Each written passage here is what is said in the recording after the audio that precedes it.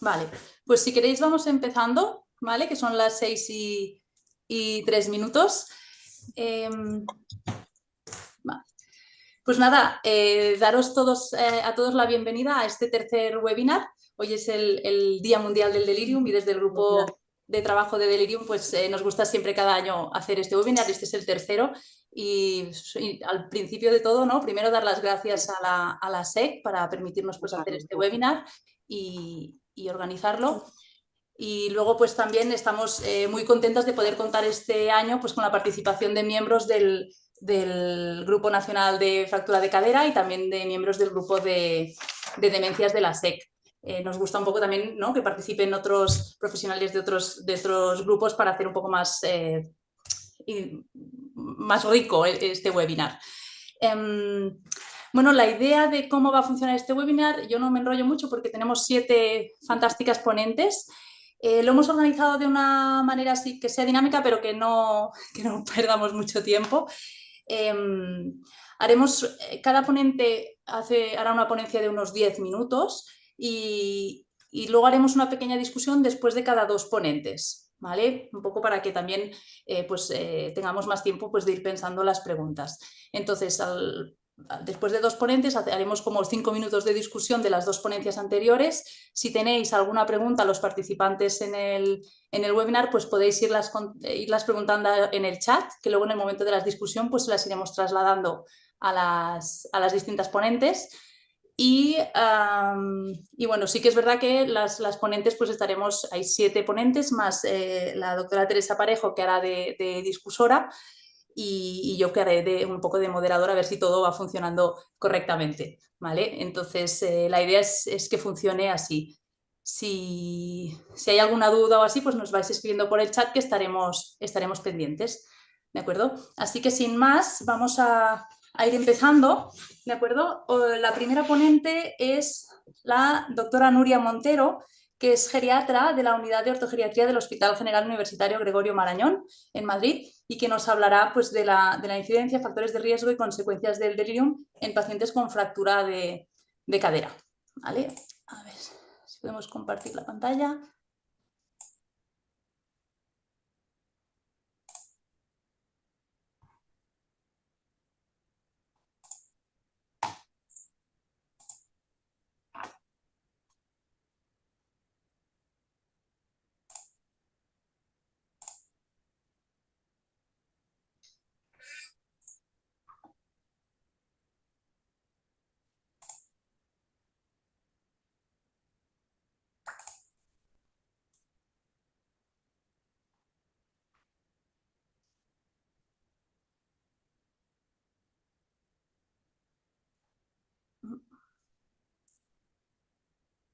No sé si se oye. Buenas tardes. Felicitar lo primero la iniciativa del grupo de Delirium de la SEG y agradecer la invitación a participar en esta webinar. El delirium es muy común en las personas mayores hospitalizadas y si nos fijamos únicamente en los que están ingresados por fractura de cadera, supone la complicación más frecuente. Pero eso no significa que sea normal en este grupo de edad. Como pasa muchas veces en geriatría, es un síndrome geriátrico que se diagnostica frecuentemente mal y tarde y que incluso no se diagnostica. Esto puede ser porque supone un reto para los profesionales por la heterogeneidad de la presentación, por la dificultad de su manejo, y habría que añadir el desinterés o el desconocimiento de esta patología, tanto del personal que la atiende como de los familiares, sus causas, de la prevención y especialmente de las demoledoras consecuencias que tiene en el paciente, en su familia y en la sociedad. De hecho, suele ser el factor más estresante del ingreso hospitalario por la fractura de cadera.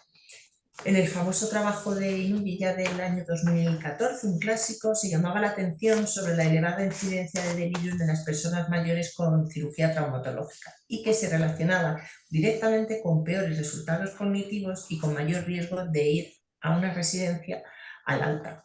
En trabajos más recientes, los datos siguen llamando la atención. La incidencia varía entre el 13 al 70%, en clara relación con la heterogeneidad de los estudios y de la población analizada, y la prevalencia de delirium en la población quirúrgica general es aproximadamente un 2-3% y esto aumenta hasta el 50-70% en ciertos grupos de riesgo. En particular, en la fractura de cadera se asocia con el 70-80% de riesgo de delirium perioperatorio. Si comentamos algunos ejemplos cercanos y recientes, en el papel de Overay, con datos del registro de Nueva Zelanda y Australia de los años 2015 y 2016, con casi 5.000 personas, la incidencia alcanzó el 22,9%.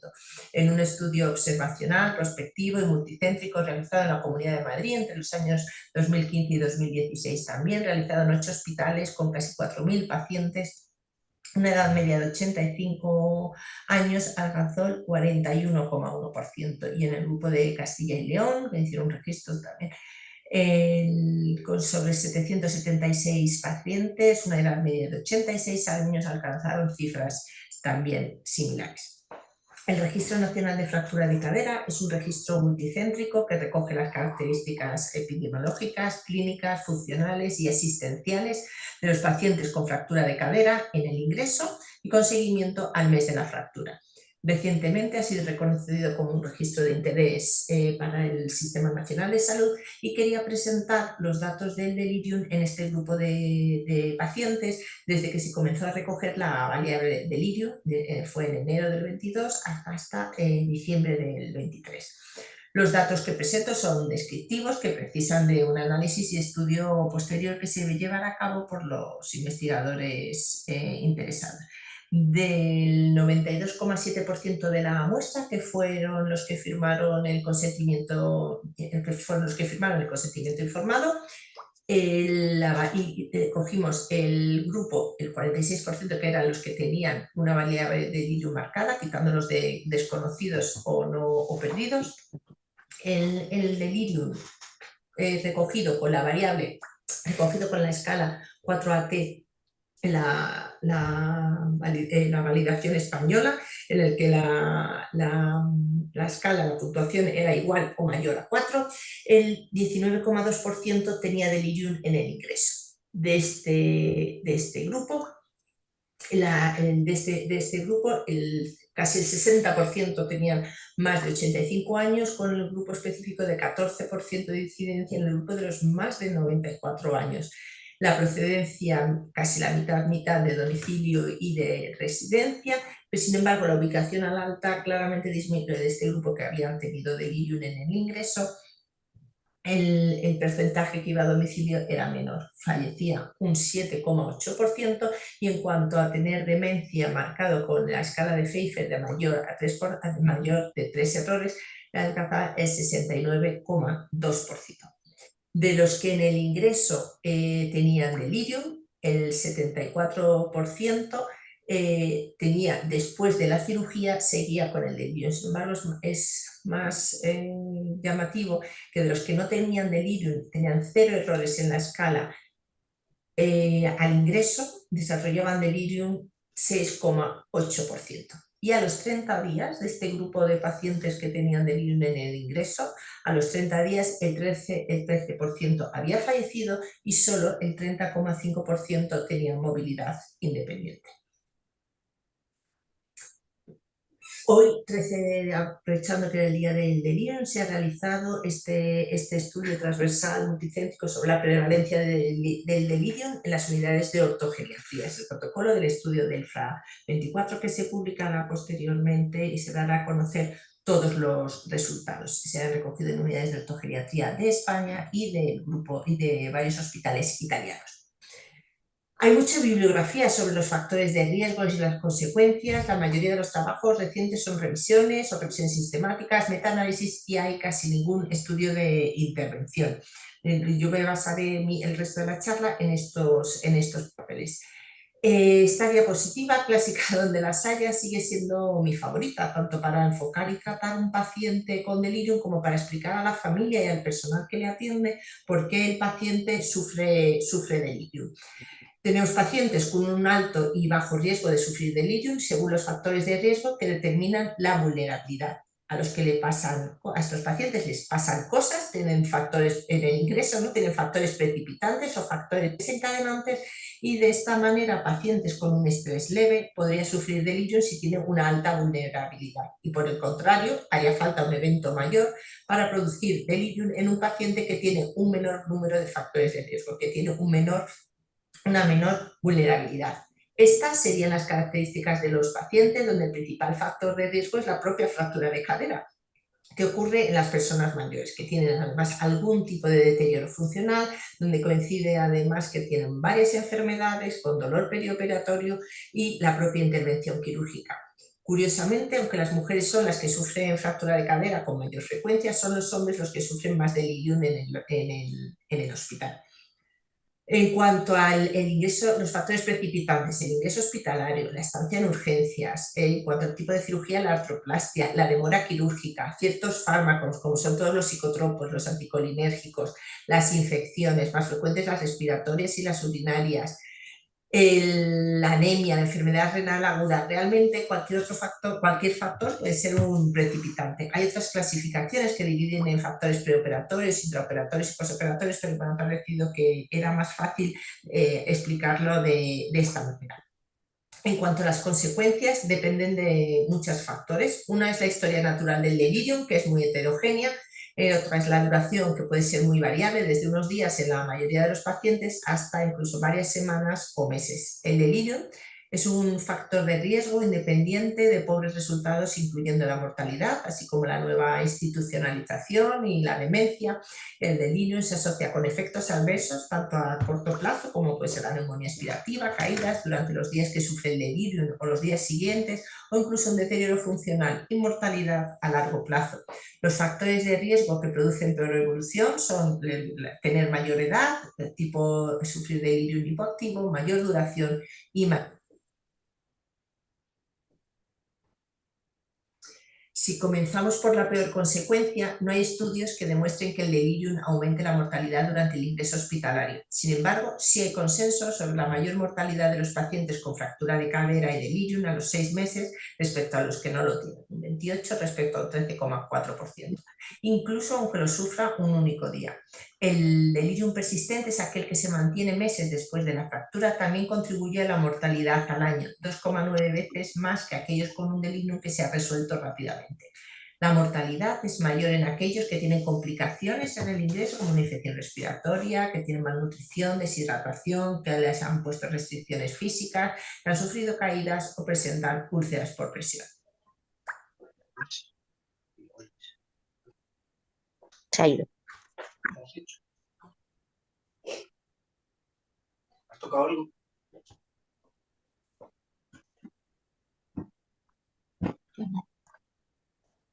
No he tocado.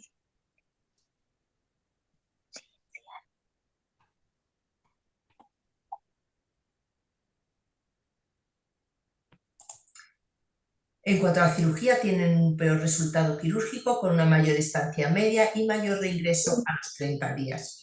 Y si no se mueren, es frecuente que el delirium tenga consecuencias físicas y cognitivas. Aunque el diagnóstico de delirium no garantiza la aparición de déficits físicos a largo plazo, los resultados funcionales pobres sí son frecuentes, sobre todo si se les compara con pacientes sin diagnóstico de delirium. En el peor de los casos de estas consecuencias físicas está la mayor probabilidad de no caminar y usar silla de ruedas o incluso vida cama sillón. En cuanto a las consecuencias de la espera cognitiva, aparte de la falta de atención y alerta, pueden presentar alucinaciones, ansiedad, depresión, delirios o disfunción cognitiva general. Delirium persistente, que ya lo he comentado, y el mayor uso de fármacos con riesgo de efectos adversos secundarios de estos fármacos y con riesgo de cascada de complicaciones. En el grupo de pacientes sin demencia pueden aparecer déficits permanentes de memoria, orientación espacial y del pensamiento abstracto, y estos cambios de la situación mental afectan directamente la recuperación funcional.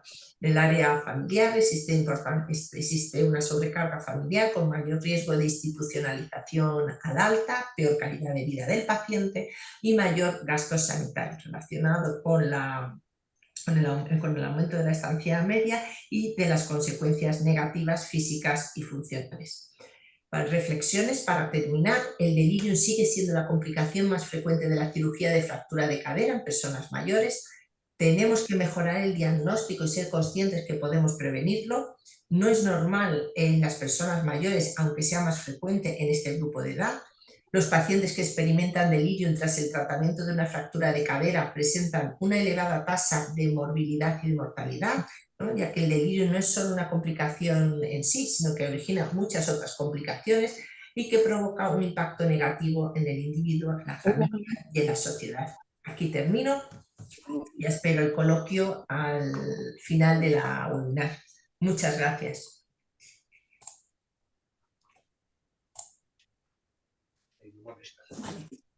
Muchísimas gracias, Nuria, la doctora Nuria Montero. Vamos a ir ahora con la doctora Gemma Cuesta, que es geriatra en el Hospital de Vic de Barcelona y que ya nos va a hablar del periodo perioperatorio, de la prevención y el manejo del delirium en este momento.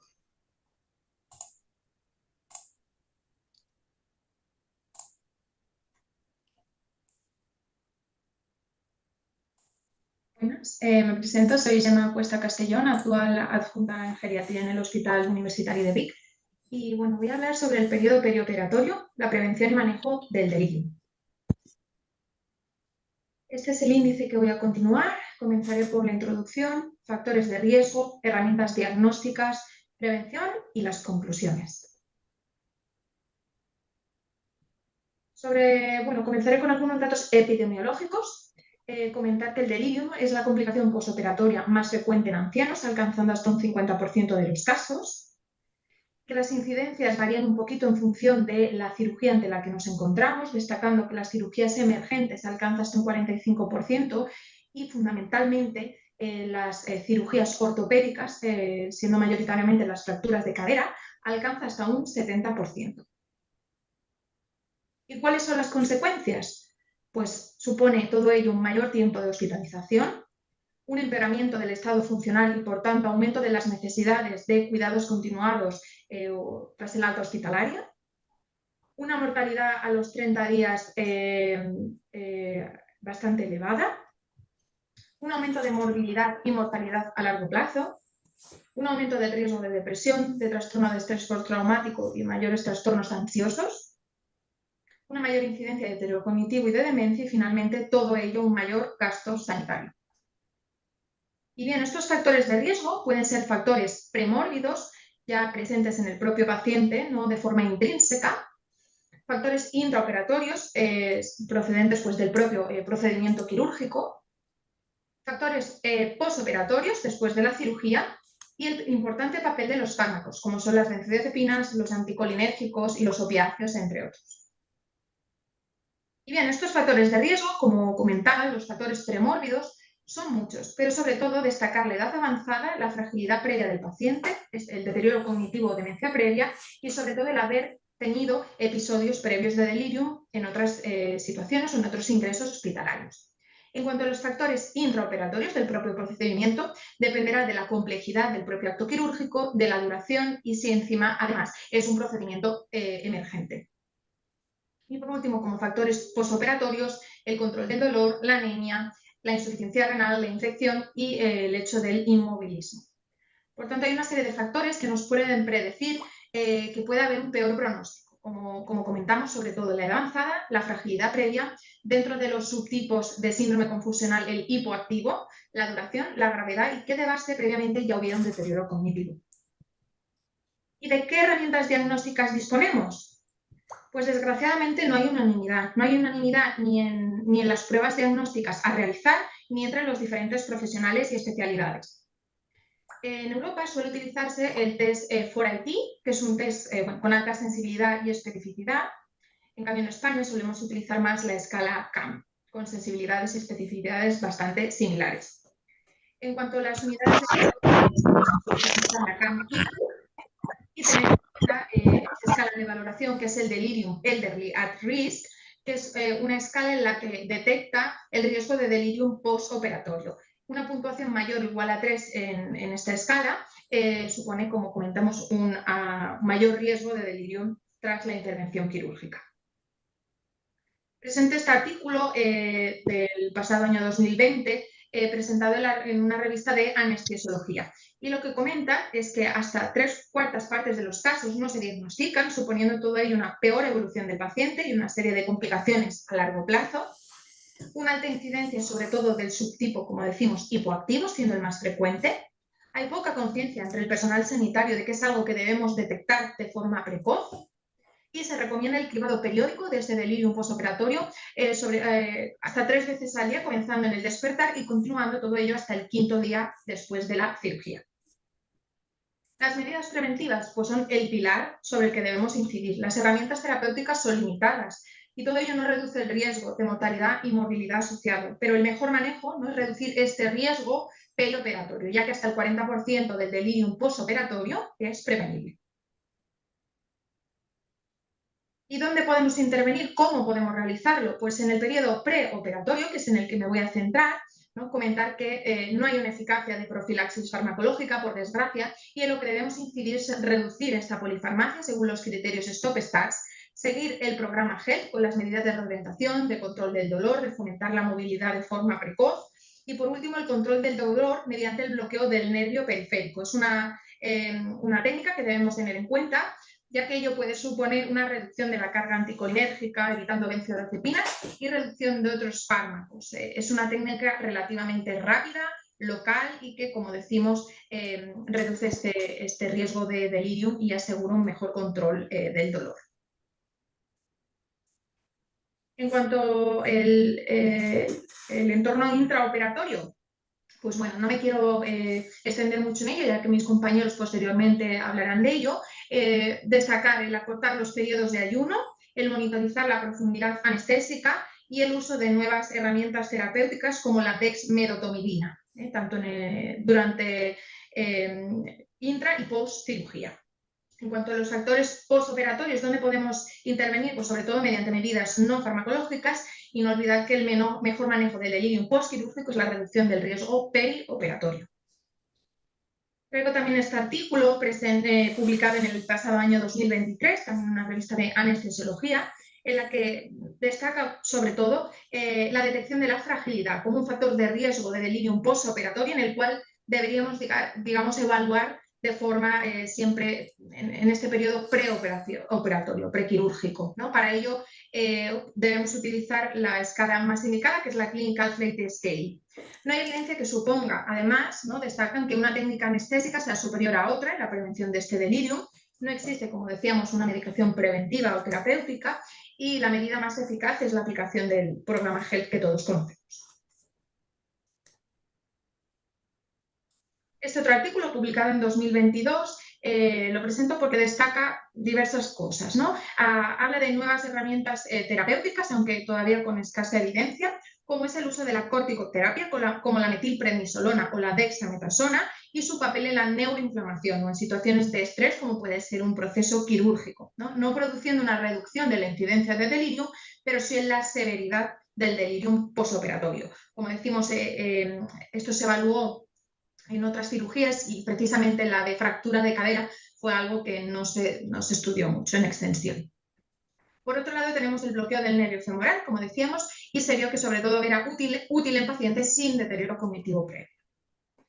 La utilización de sueros salinos hipertónicos en la prevención y el manejo de la hipovolemia y la hipotensión como posibles desencadenantes del delirio, y el uso de la ribaslimina y otros fármacos, pero con muy poca evidencia y mucha falta de estudios, ¿de acuerdo? O sea que con este fármaco no sacaríamos resultados concluyentes.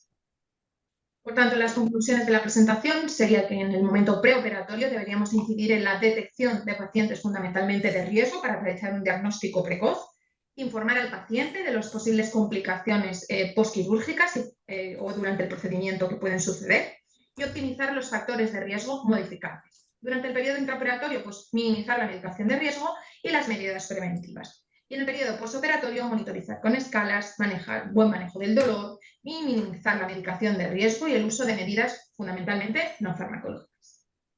Muchas gracias.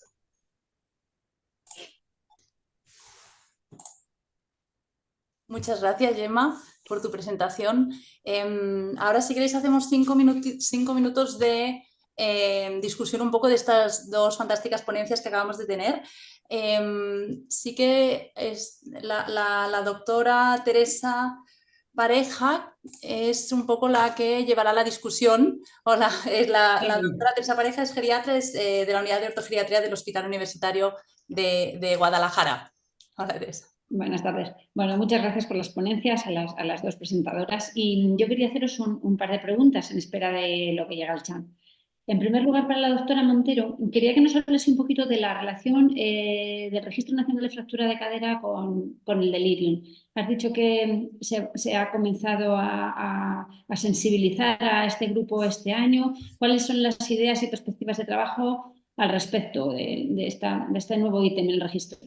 Pues en enero del 2022 es cuando empezamos, porque justo en la última reunión se planteó detectar la presencia de delirium y justo aprovechamos que se había validado la escala de la 4AT, que era una escala fácil de pasar, rápida y que lo podía pasar distintos pues, enfermeras, médicos, traumatólogos, geriatras, que no fuera alguien que el CAM era un poco más complicado, no es que era un poco más complicado para que todo el mundo lo pasáramos igual. Entonces empezaron a hacerlo, empezamos a recogerlo en enero del 22. La pena, yo he recogido estos datos que he pedido a la que lleva todo el tema de estadística y registro, que me ha hecho el favor de presentarme estos datos, y la pena es que había muchísimos participantes que tenían la variable sin marcar, sin detectar. Entonces es verdad que contamos con 15.000 pacientes, que es el 97%, pero creo que es una información que nos va a dar enorme, ¿no? Porque muchas veces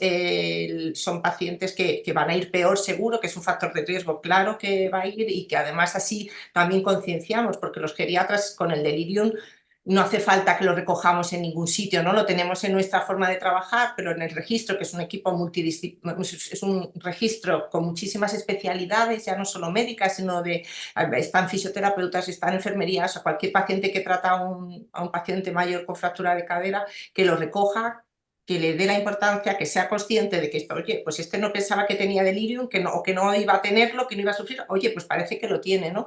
Y con ciertos factores, y para ver que el delirium, bueno, como hemos dicho las dos, ¿no? Que el delirium mata y que el delirium hace que vaya todo peor, ¿no? Y todo peor en el hospital, todo peor después.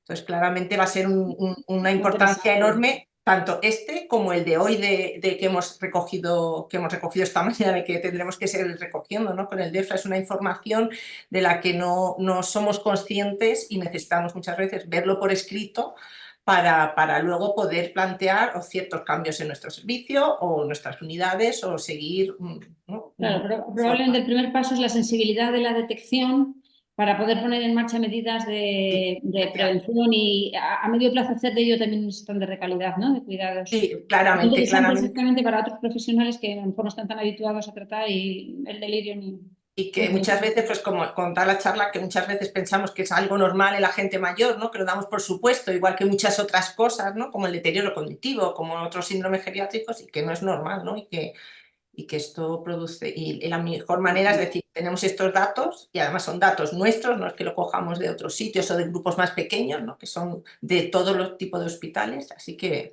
yo creo que los dos estudios que han coincidido y van a dar muchísima información súper valiosa. Perfecto, pues muchas gracias. Otra pregunta tenía yo para la doctora Costa.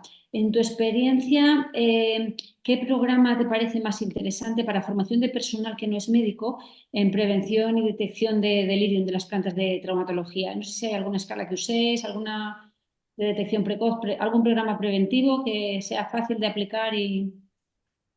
Pues básicamente ahora, bueno, no es lo que comentaba también en la ponencia, ¿no? Que no hay mucha unanimidad entre que probablemente hay tanta variedad, ¿no? Que es un poco difícil quedarnos con una o con dos que sean las mejores. Pero bueno, un poquito lo que sobre todo en Europa y en otros países se ha ido viendo, ¿no? Que tanto en el ámbito pues, como de la urgencia, de la hospitalización o en la atención intermedia, etcétera, etcétera, el test que más se debe ir extendiendo es el 4AT, ¿no? El 4AT, y yo creo que es el que más está implementándose, ¿no? Es más, hace poquito hubo una publicación en la revista europea de geriatría en la que trataba, ¿no? De haber un consenso, aparte con el servicio de la sociedad de emergencias, ¿no?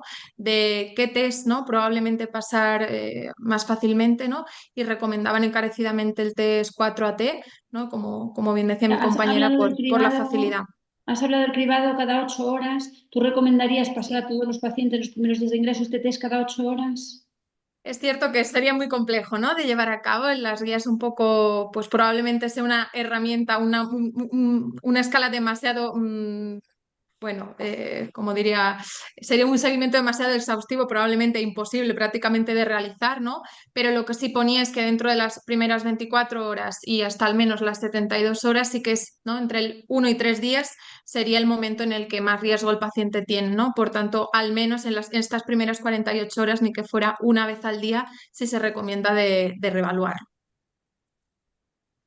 Muy bien, pues Unas muchísimas preguntas gracias. en el chat, si queréis.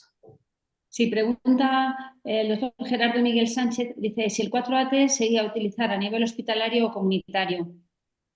No sé si a lo mejor cualquiera de las dos puede contestar. En principio, hasta donde sé es hospitalario, porque además, bueno, muchos aquí nos manejamos en el paciente ingresado con fractura de cadera en el hospital, que es donde hay más riesgo de delirium. Yo no sé si se puede, si está validado para pacientes extrahospitalarios. No lo sé.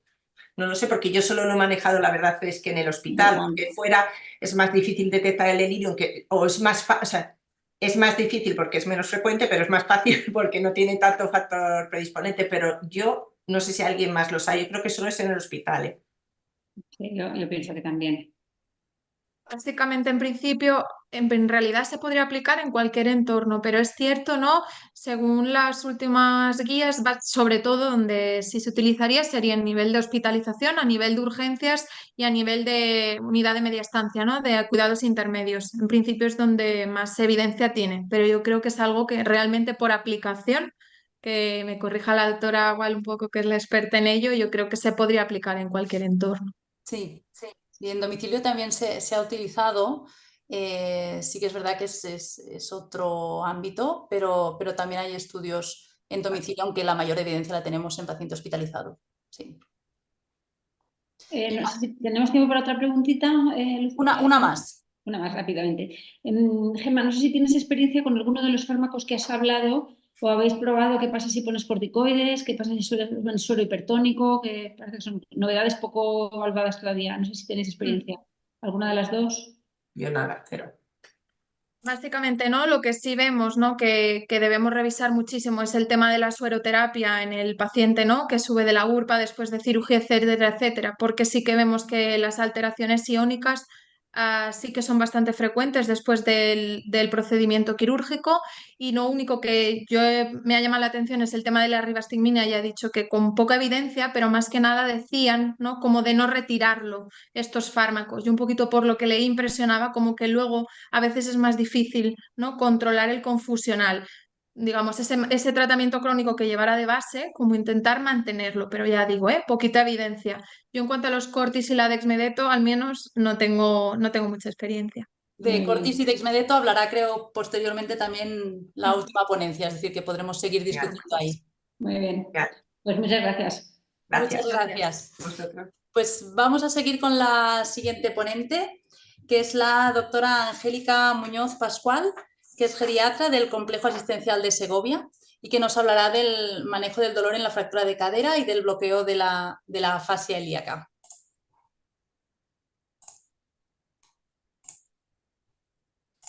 Buenas tardes a todos. Quiero dar las gracias a Neus y a Lucía por invitarnos a participar en estas jornadas.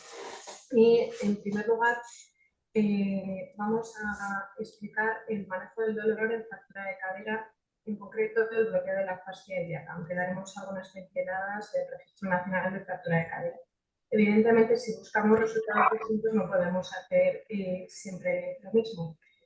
Vamos a seguir el siguiente esquema. En cuanto daremos unas pinceladas del dolor en fractura de cadera, explicaremos brevemente los tipos de bloqueo, más concretamente el bloqueo de fascia ilíaca, cuáles son los indicadores propuestos el 8 de marzo del 2024 por el Registro Nacional de Fractura de Cadera y unas breves conclusiones. En cuanto al dolor en la fractura de cadera, sabemos que es muy intenso a su llegada a urgencias, que nuestro objetivo fundamental debe ser el de controlar el dolor Y la analgesia normalmente es una constante, la analgesia insuficiente es una constante tanto en los hospitales norteamericanos como en los hospitales europeos. Sabemos que el dolor no se evalúa suficientemente en la mayoría de los casos, que los analgésicos más potentes son infrautilizados y muchas veces se retrasa su inicio por los efectos secundarios indeseados. También conocemos por la Sociedad Española del Dolor que el tiempo medio para recibir analgesia es de aproximadamente los 43 minutos. Y como estándar, el Colegio de Medicina de Urgencias del Reino Unido establece que el 100% de los pacientes con dolor moderado o severo han de recibir analgesia en la primera hora tras su llegada a urgencias. El dolor mal controlado también conocemos que aumenta el riesgo de sufrir delirio y la gravedad del mismo, que provoca unas estancias hospitalarias más prolongadas, empeora la calidad de vida de nuestros pacientes y provoca no solamente un dolor postoperatorio agudo, sino que en muchas ocasiones lo cronificamos. El tratamiento tradicional del dolor en fractura de cadera, pues habitualmente en los hospitales utilizamos la pauta de paracetamol y nolotil siempre y cuando el paciente no sea alérgico. Se utilizan antiinflamatorios no esteroideos, pero por sus efectos secundarios lo tenemos más restringido a nivel de nuestros pacientes, los efectos secundarios que todos conocemos a nivel renal, cardiovascular o gastrointestinal.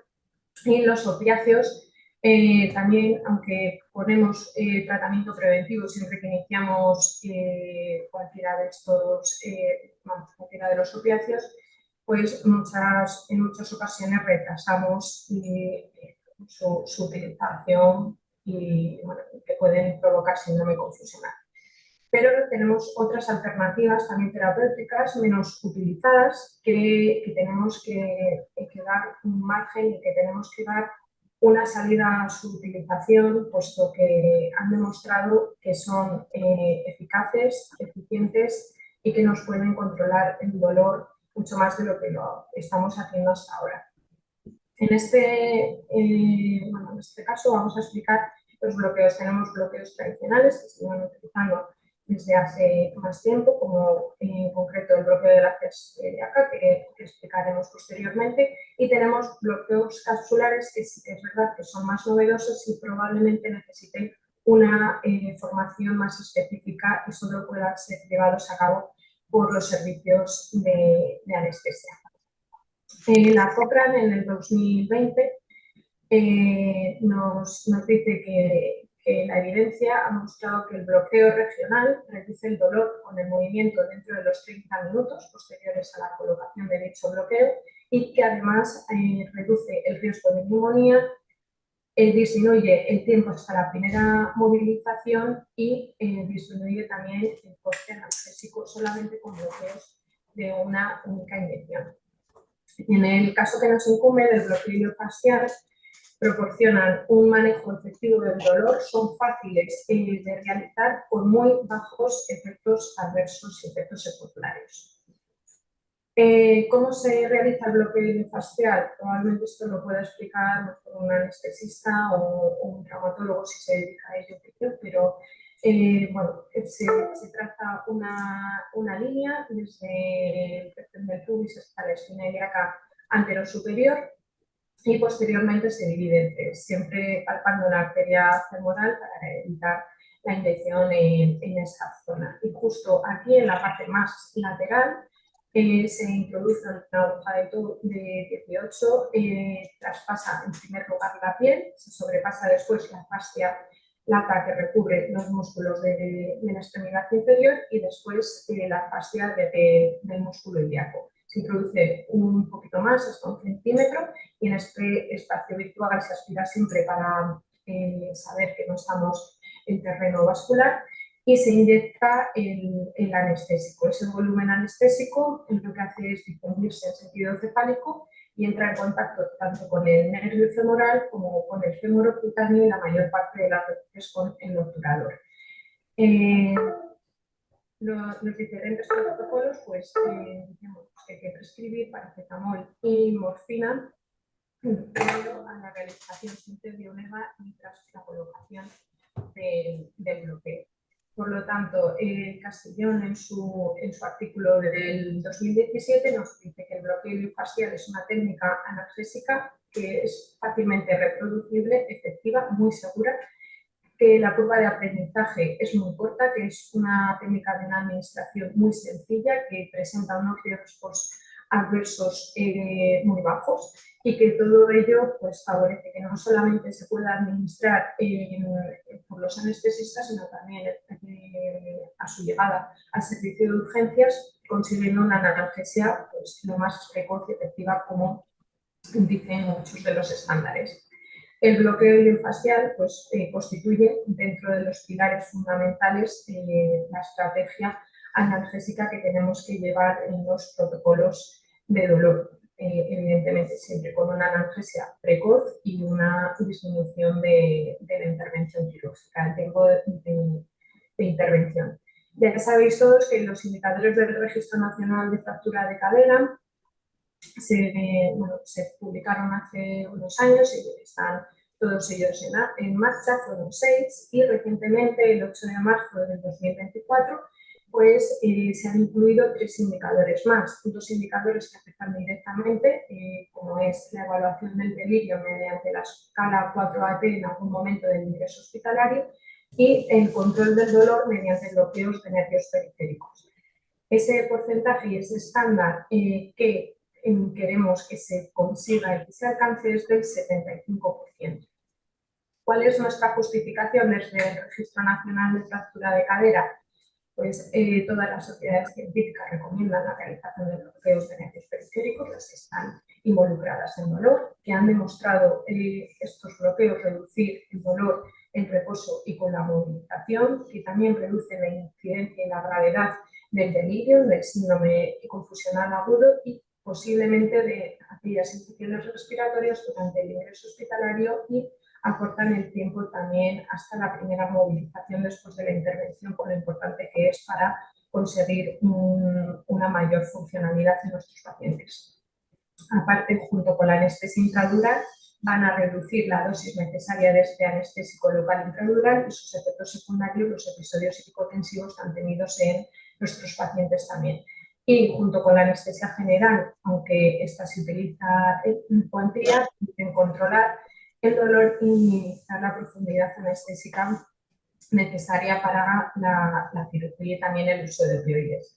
¿Cómo nos encontramos actualmente en el Registro Nacional en cuanto a la utilización de los bloqueos?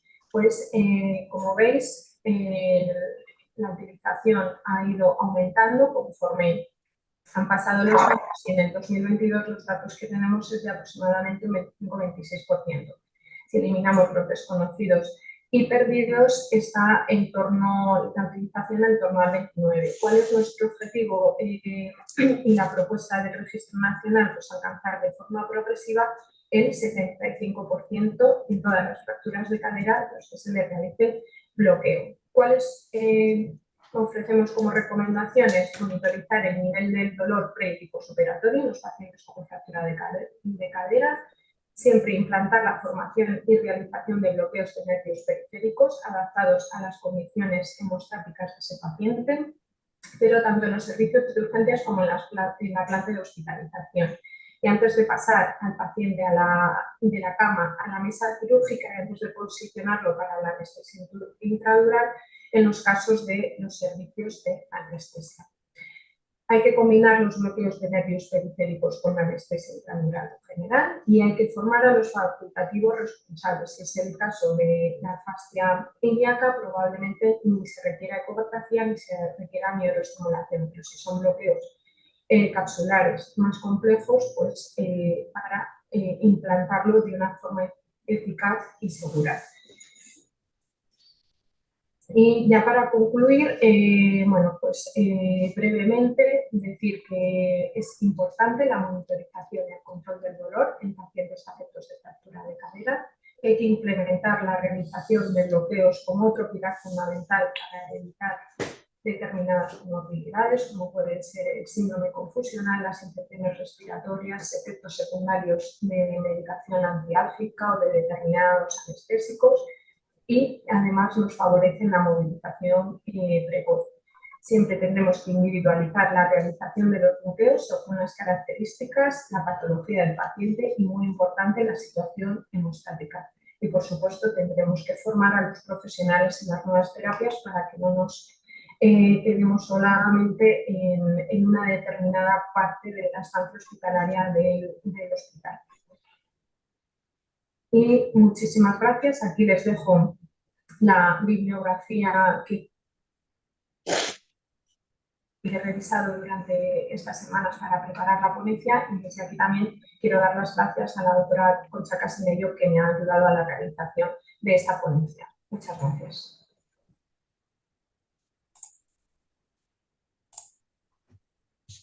Perfecto, muchas gracias a la doctora Angélica Muñoz.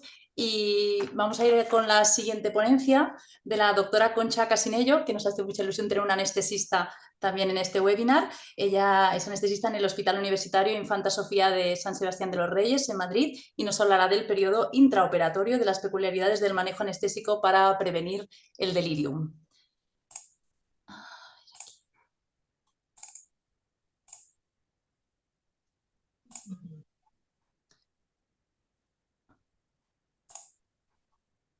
Un segundo.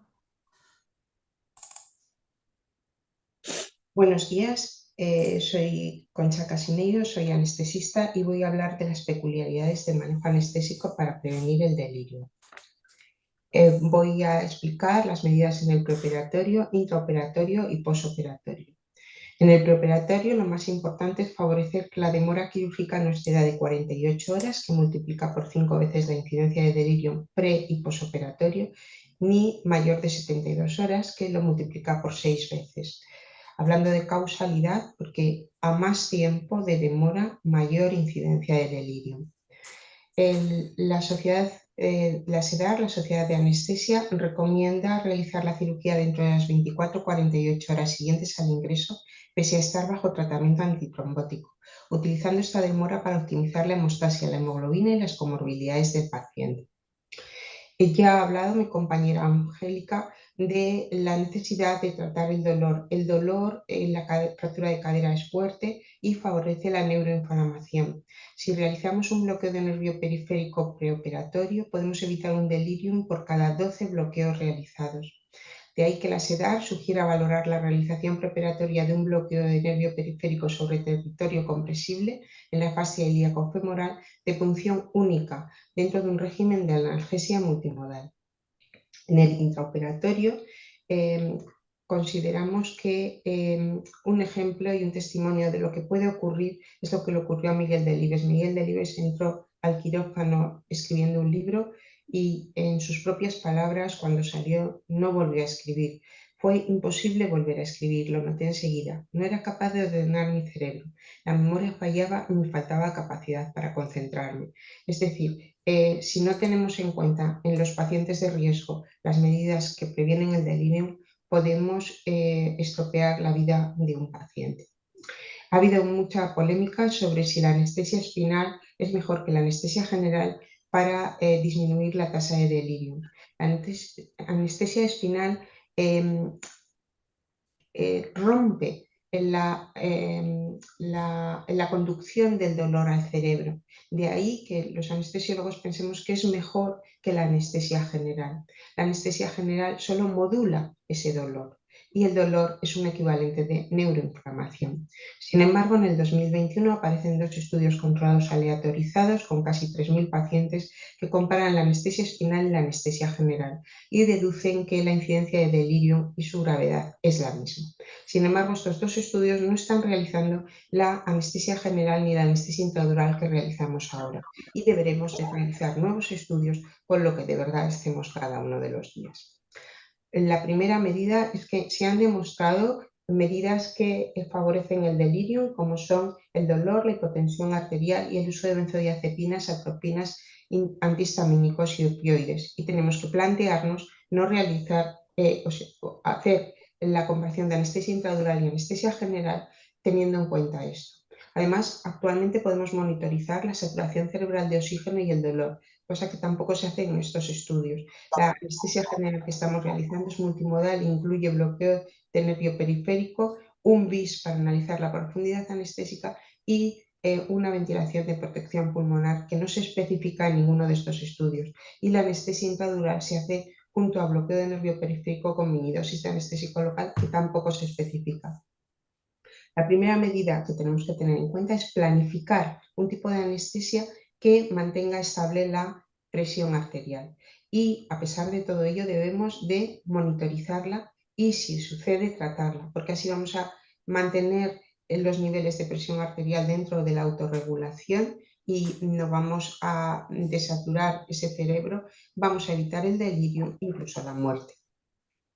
Una de las medidas para que no haya hipotensión arterial es disminuir la hemorragia intra y posoperatoria.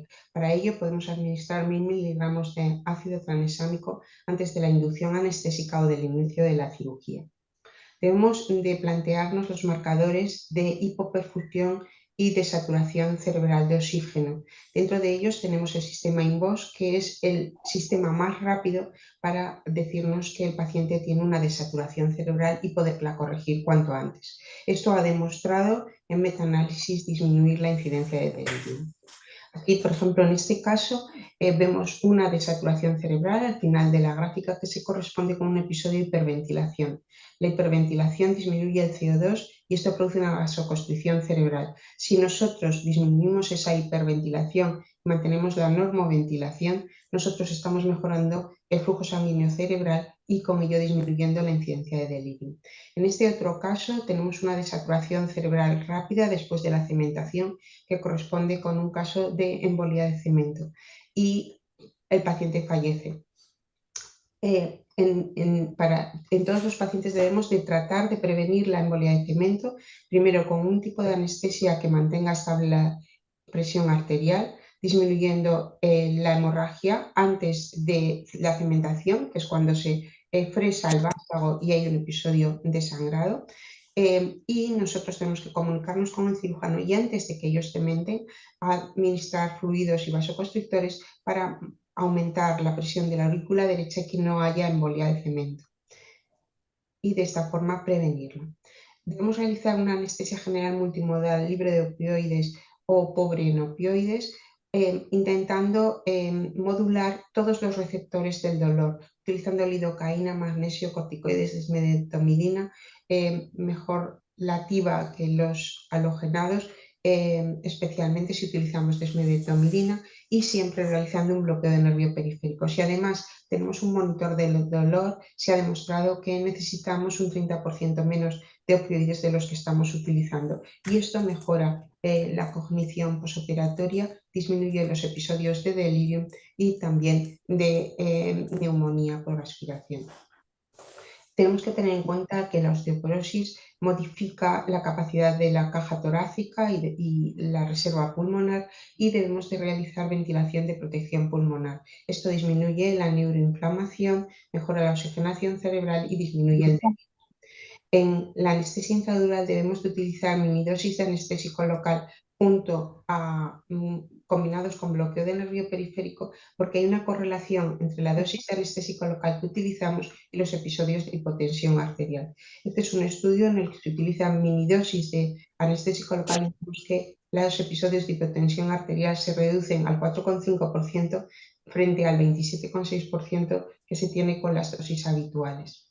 Respecto a la profundidad anestésica, tenemos que tener un plan anestésico no profundo, y además, y esto solo se puede realizar si tenemos muy bien manejado el dolor.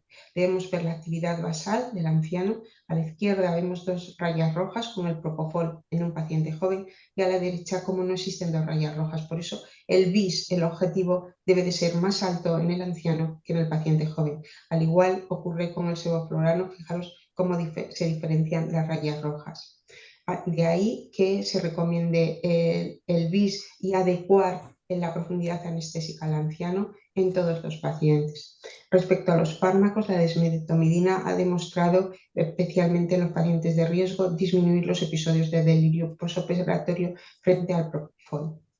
En el postoperatorio es fundamental que si no se ha realizado un bloqueo de nervio periférico para la cirugía, que se debe realizarlo para el posoperatorio, como si hay fallos. Hay que repetir ese bloqueo de nervio periférico porque así podemos movilizar antes al paciente sin dolor y así hemos controlado la neuroinflamación. Y además utilizar todas las medidas multicomponente no farmacológicas necesarias para que ese paciente vuelva al nivel de capacidad cognitiva que tenía antes de la cirugía.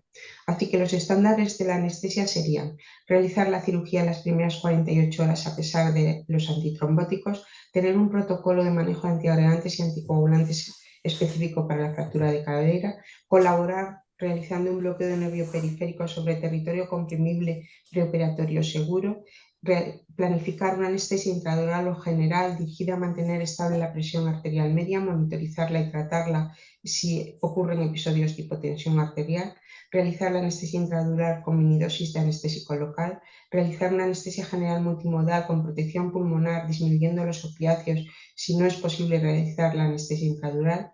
Si precisa sedación la anestesia intradural, utilizar preferentemente la desmedetomidina y no utilizar benzodiazepinas, antihistamínicos, anticolinérgicos ni meperidina en ningún momento. Utilizar ácido tranexámico 1000 miligramos antes de la cirugía. Prevenir la embolia de cemento en todos los pacientes con fluidos y vasoconstrictores. Adecuar la profundidad anestésica al bis del anciano evitando que sea excesiva. Evitar la desaturación cerebral. Monitorizar y adecuar la nocicepción con un enfoque multimodal. El dolor es el mayor factor de riesgo anestésico evitable. Si no se ha realizado un bloqueo de nervio periférico intraoperatorio, realizarlo en el posoperatorio y favorecer todas las medidas no farmacológicas multicomponentes que los médicos clínicos dicen que mejoran. Con todo esto, quiero dar las gracias y recordar que somos una parte del equipo, los anestesiólogos. Podemos hacer cosas que vosotros no podéis hacer, pero vosotros hacéis muchísimas cosas que nosotros somos incapaces y juntos podemos hacer grandes cosas como prevenir el delirio. Muchas gracias. Aquí. Muchas gracias a las dos ponentes, a la doctora Angélica y a la doctora Concha Casinello. Muy interesantes las dos ponencias y me encanta, Concha, lo de intentar trabajar, ¿no?, en equipo con los anestesistas. Creo que es algo también que los geriatras también tenemos que trabajar con vosotros y que ganarían los pacientes muchísimo. Vamos al turno de preguntas. Teresa. Pues mira, pregunta de audiencia. Yo creo que esta pregunta está dirigida a Angélica. Dice, los opiáceos favorecen el delirium, pero un dolor no controlado también lo provoca. ¿Cuáles son los analgésicos más indicados si tuviésemos dolor no controlado? Es un tema muy complejo. Los geriatras estamos todo el día luchando con ello. Entonces, en el caso de no tener acceso a un bloqueo o que el bloqueo suponga una analgesia insuficiente, cosa que sucede pocas veces, ¿cuál es tu recomendación y tu experiencia personal en torno a qué fármacos son los más indicados, los menos dañinos para estos pacientes? A ver, buenas tardes a todos. Siempre empezamos con una analgesia simple intravenosa, o bien paracetamol o metamizol intravenoso, pero a veces con el riesgo de la hipotensión arterial, pues restringimos un poquito el uso. Cierto es que cuando el paciente tiene dolor, pues incrementamos la posibilidad de que desarrolle delirio. Entonces, o bien se ponen opioides menores, tipo pues, tramadol, siempre evitando o preveniendo los efectos secundarios, y si no, pues dosis bajitas de cloruro mórfico. Lo ideal, pues que implantemos, como dice Concha, como he intentado decir, una terapia multimodal, ¿no? Añadir a esa analgesia que pautamos para prevención un bloqueo de la fascia ilíaca, pero ya desde el inicio, desde la puerta de urgencias. Entonces, eso sería lo ideal y yo creo que es a lo que tenemos que tender utilizando, bueno, pues el nuevo armamento que tenemos disponible ahora en analgésico. Es verdad que eso implica, pues, probablemente muchísimos más profesionales que sepan la técnica, que lo conozcan, que sepan hacerlo pero bueno, que es que tenemos otras alternativas que van a disminuir bastante menos los efectos secundarios y nos van a controlar el dolor desde el inicio. Entonces, esa es mi experiencia. Es verdad que antiinflamatorios Hombre, pues siempre hay que valorar individualmente si al paciente se lo puedes poner, si es un paciente joven, sin riesgo gastrointestinal, etcétera, pues a lo mejor sí que se puede beneficiar también de un antiinflamatorio y si no, pues dosis bajitas de morfina. La siguiente pregunta va dirigida a las dos. Dice, en mi centro, Marta García Salmonis, en mi centro, al menos, los traumatólogos anestesistas refieren no tener tiempo para el bloqueo de nervio periférico en urgencias. Creo que igual los geriatras debemos tomar un paso adelante y plantearlos, hacerlos nosotros. Así, ¿y qué pasa si no da tiempo a hacerlo en urgencias? ¿Tendría sentido hacerlo después o incluso en el postoperatorio para evitar opioides? Cualquiera de las dos. Pues, Concha.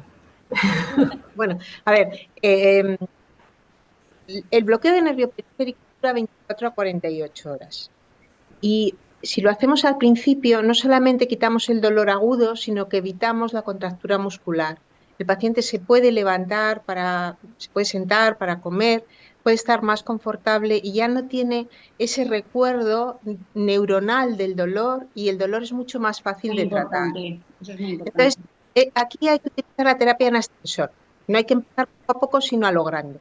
Y a lo grande es con bloqueo. Pero como con un bloqueo seguro que podamos realizar cualquier médico clínico o urgenciólogo, no podemos cubrir todo el dolor, a eso le podemos unir un paracetamol. Y con el paracetamol y un buen bloqueo, ese paciente va de cine. Y eso lo podemos repetir cuantas veces sea necesario.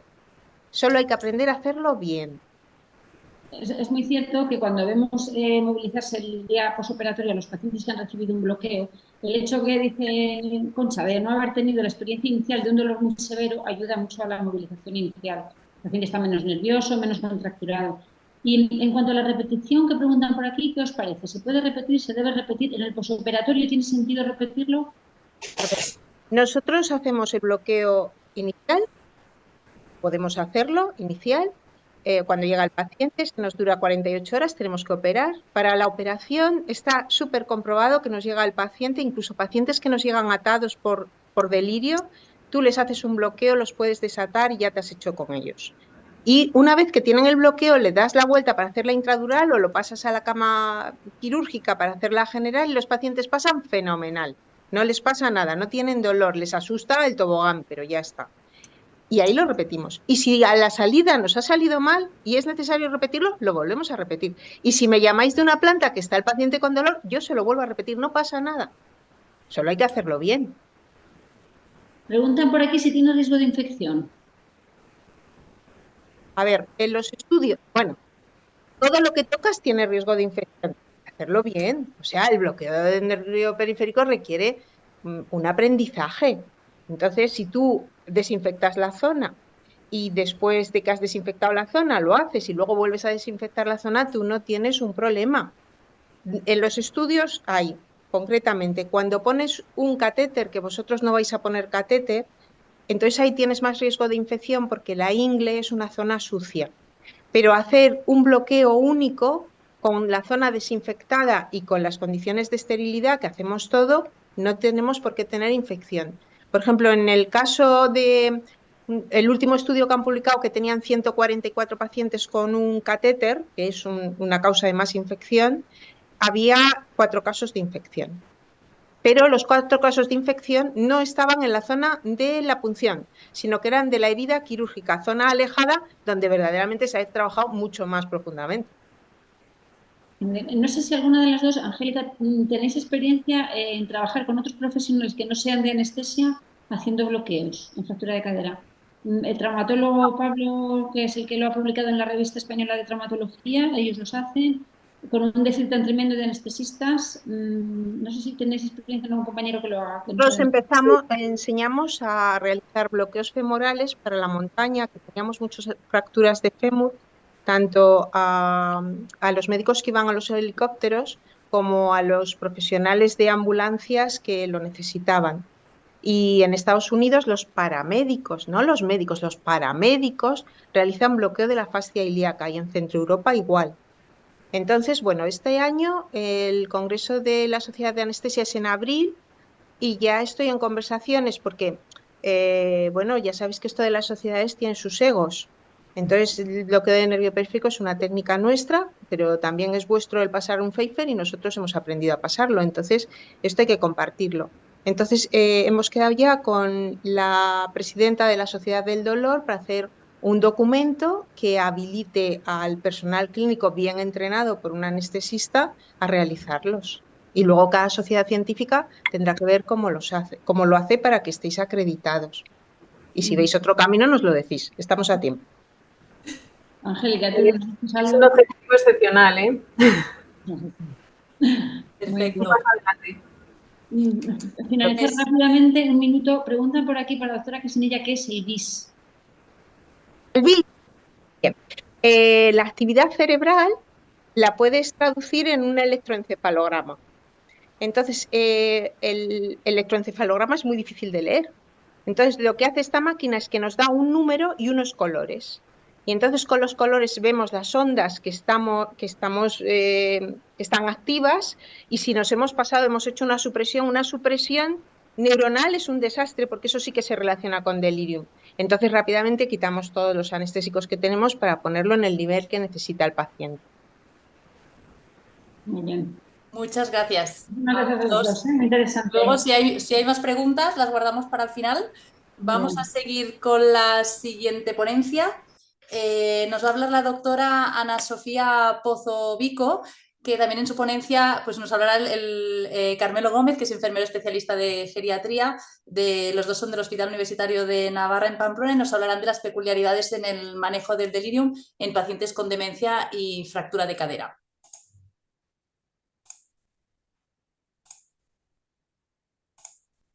Buenas tardes. Muchas gracias a la Sociedad Española de Geriatría por haber contado con nosotros para esta jornada realizada en el contexto del Día Internacional del Delirium, que este año está orientada al paciente con fractura de cadera. Los autores de esta presentación somos Carmelo Gómez, enfermero especialista en geriatría en el Hospital Virgen de Arrisaca, en Murcia, y yo, Ana Sofía Pozo, médico geriatra del Hospital Universitario de Navarra. Con las siguientes diapositivas intentaremos dar unas pinceladas acerca de las peculiaridades del manejo del delirio en el paciente con fractura de cadera. Para empezar, es importante conocer el alcance del problema. El delirio no es frecuente que se asocie a un grado de deterioro cognitivo o de demencia establecida. Por lo que respecta a esta última, la demencia y la fractura de cadera son considerados dos de los grandes síndromes geriátricos, ya que ambos son muy frecuentes e invalidantes. La relación entre ellos se ha descrito como amistades peligrosas. Cuando la demencia y la fractura de cadera se combinan en un mismo individuo, la situación se agrava. Además, el hecho de tener una demencia es un factor de riesgo de sufrir fracturas. De hecho, se estima que presentar una demencia multiplica al menos por 2 el riesgo de sufrir una fractura de cadera en las personas mayores. Los pacientes con demencia tienen 6 veces más probabilidad de desarrollar un delirium posoperatorio.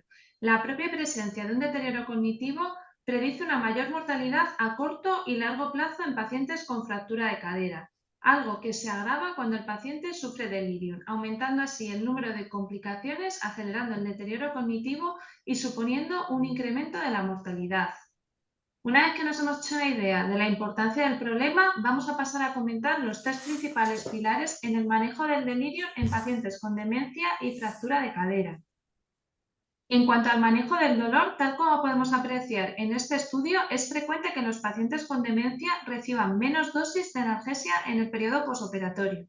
En este caso, menos dosis de paracetamol oral y de morfina. Los autores relacionan este infratratamiento principalmente con 2 factores. Por una parte, con la dificultad del paciente de expresar su sentimiento de dolor, y por otra parte, con el miedo del facultativo a prescribir opioides en el paciente con demencia, por su potencial efecto sedativo y de empeoramiento en la función cognitiva. La expresión del dolor en el paciente con demencia tiene unas características especiales. En primer lugar, su expresión atípica, con alteraciones conductuales, y en segundo lugar, un umbral alterado por el componente afectivo del dolor. Por todo ello, existen unas escalas para cuantificar el dolor adaptadas al paciente con demencia. Entre las más conocidas están las que vemos en pantalla, PAINAT y PAXLAR. Por tanto, el tratamiento del dolor en el paciente con demencia y fractura de cadera es prioritario y siempre debe realizarse con analgesia continua fija y no a demanda. De lo contrario, si no hacemos un buen manejo del dolor por miedo a poder favorecer delirium por opioides o por cualquier otra causa, el propio dolor va a favorecer la aparición o perpetuación del delirium. En caso de que éste se acompañe en agitación, producirá más dolor que a su vez puede empeorar el delirium, generándose así un círculo vicioso difícil de detener. El segundo pilar en el manejo del delirium es el control de los síntomas conductuales. Para ello, en lo primero que debemos pensar es en si las necesidades básicas de nuestro paciente están cubiertas. Estas necesidades pueden ser de dos tipos, psicológicas y físicas. Tal como lo podemos ver en pantalla, las necesidades psicológicas se relacionan con la necesidad del individuo de sensación de identidad, de utilidad, de inclusión, de apego o de seguridad. Y en cuanto a las necesidades físicas, se podrían resumir en higiene, vestido, continencia, movilidad y alimentación. Para cubrir estas necesidades, lo más importante es un buen conocimiento y ejecución de las medidas no farmacológicas. Entre ellas encontramos facilitar instrumentos de visión o de audición necesarios, controlar el dolor, orientar en espacio y tiempo, buen descanso nocturno, realizar algo de ejercicio, facilitar ir al baño, evitar instrumentación innecesaria, garantizar una buena hidratación y una buena alimentación. En la realización de todas ellas es de enorme importancia el acompañamiento familiar. Por otra parte, las medidas farmacológicas solo deben estar reservadas en caso de que una vez realizado todo lo previo no se haya logrado un buen manejo conductual. Y por último, el tercer pilar lo constituye la rehabilitación. Esta debe ser llevada a cabo por un equipo multidisciplinar. En su puesta en marcha podemos encontrar dificultades específicas asociadas a la dificultad de comprensión de órdenes y a los trastornos de la marcha. La demencia no es criterio de no llevar a cabo una rehabilitación, sino todo lo contrario, aunque pueda constituir un reto. Se debe tener en cuenta que el entrenamiento motor utiliza la memoria de procedimiento, la cual permanece intacta hasta los estadios más avanzados de la demencia. Cuanto al tipo de ejercicio más indicado, no está bien definido en ningún estudio. Sí existe evidencia de que este debe ser temprano, intensivo, individualizado, continuado, que incorpore actividades básicas de la vida diaria y que involucre al cuidador. Con la rehabilitación, además de poder mejorar la situación funcional, podemos conseguir reducir los estados confusionales y los síntomas conductuales. Como podemos ver, estos tres pilares se relacionan estrechamente unos con otros y será cuando los tres engranajes funcionan adecuadamente cuando se lograrán los mejores resultados. Aquí os dejo la bibliografía que yo he consultado, por si queréis ampliar información. Muchas gracias por todo y doy paso a mi compañero que os contará un caso clínico muy interesante. Muy buenas tardes. Antes de nada, presentarme, mi nombre es Carmelo Gómez, enfermero especialista en geriatría en el Hospital Universitario Clínico Universitario Virgen de la Rixaca, en Murcia. Y me gustaría agradecer a la doctora Ana Sofía Pozo la oportunidad de compartir con ella este tramo de ponencia. Gracias por su generosidad. Dicho esto, mi objetivo es presentar una alternativa, una opción de enfermería para poder ayudar en la rehabilitación funcional, en este caso no física, de este paciente con delirium, con demencia, en el hospital, en la traumatología, con fractura de cadera. La cuestión es que es un paciente complejo, como todos podemos intuir, y que además va a requerir un esfuerzo extra por parte de todos. Desde enfermería podemos trabajar en la prevención primaria para que no aparezca el cuadro, tanto de lesión confusional como en el secundario, para que una vez que esté presente evitar las complicaciones. Y una de las cosas que podemos hacer es ayudar al paciente orientándose sobre todo en determinados aspectos. En este cuadro de Perelló, de hace algún tiempo, se deja muy claro que tanto la dependencia funcional como la inmovilidad, así como la deshidratación, la retención urinaria y fecal, son componentes clave tanto en la vulnerabilidad como en los desencadenantes del peligro. En esta postura, en la que se encuentran muchos pacientes en el hospital, queda claro que hay una relación fundamental entre síndrome confusional e inmovilidad.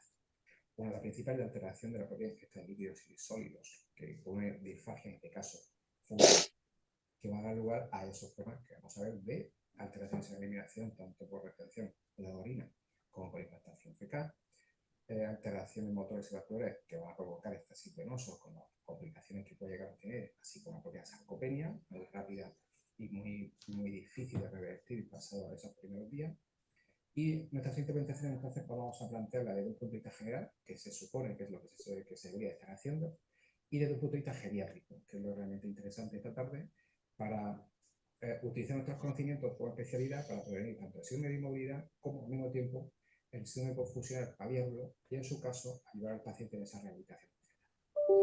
La propuesta que hacemos, por decir alguna cosa, sería la verticalización, por la cosa me refiero, novedosa, la verticalización a todos los pacientes que sea posible, a los que sea posible. Con la realización, por supuesto, del traumatólogo, de la geriatra y fisioterapia. Es un trabajo equipo. En cuanto a esa rehabilitación, vamos a utilizar como elemento fundamental un bipedestador, conocido por muchos de nosotros, pero poco utilizado todavía. Se ha demostrado la utilidad importantísima para recuperar la autonomía parcial o total y que va a ayudar en la eliminación urinaria y fecal, porque va a el paciente a tener cierta movilización y además de eso, para recuperar, aunque sea de forma parcial, el tono muscular, ya que favorece el retorno venoso, aunque sea en parte. Es un paciente que ya de alguna manera está llevando sangre de otra forma, la planta del pie, aunque no está caminando, esa bomba ya empieza de una forma y podemos, por lo menos, la musculatura del tono empezar a fortalecerla de alguna forma. En cuanto a recuperación de actividad de la vida diaria, está más que demostrado que este tipo de pacientes, cuando se verticalizan, de repente están mucho más alertas que los que estaban encamados y además participan y colaboran en esta actividad tan básica de la vida diaria que de otra manera tenía que hacerlo el personal con los propios cuidadores. Así que actividades básicas como asearse, que sea asearse, como puede ser afeitarse, maquillarse, o vestirse, o comer, son fundamentales en esa recuperación funcional. Por lo tanto, la utilización de un bipedestador, que ni es caro en cuanto a coste, ni es difícil el manejo, aunque haga falta algún tipo de destreza, va a facilitar la labor del cuidador, lógicamente, va a gratificar directamente tanto al enfermo como al cuidador, ya que va a comprobar allí mismo los beneficios sin tener que esperar alta, y además puede simultanearse muy bien con el cuidador. No, están escribiendo que a este no le oye mucho. Están intentando subir, pero no se le oye bien. Está de Murcia, el de la Reisaca. De esta forma. A veces están intentando subirlo, pero no lo consiguen. Residenciales y también de corta y media estancia. Dicho esto, muchísimas gracias por todo y quedo a su disposición para saber cuál altura pueda surgir después de esta ponencia. Perfecto, muchísimas gracias a la doctora Ana Sofía y a Carmelo Gómez. Vamos ahora con la doctora Lucía Lozano, que es geriatra del Hospital Universitario de Navarra, que nos hablará de los biomarcadores asociados al delirium en la fractura de cadera, de la bioquímica a la práctica clínica habitual.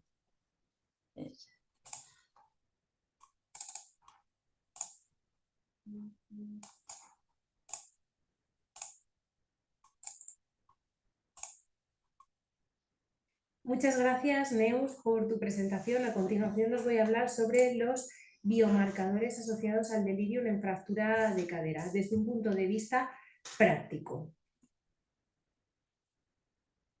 Este es el guión que voy a seguir para dar la charla. Empezaré hablando sobre qué son los biomarcadores, también sobre las potenciales aplicaciones prácticas en el contexto del delirium y finalmente hablaremos sobre los distintos tipos de biomarcadores en contexto de delirium en fractura de cadera, centrándonos en dos, que son los más importantes de acuerdo a los estudios de los últimos años y que son el neurofilamento ligero y el ácido quinolínico. Bien, ¿qué son los biomarcadores? Bueno, pues un biomarcador es una molécula que actúa como indicador específico de una enfermedad, bien la propia molécula o los productos derivados de ella. ¿Qué ventajas aportan estos biomarcadores? Bueno, pues que son cuantificables y por lo tanto son objetivos y reproducibles.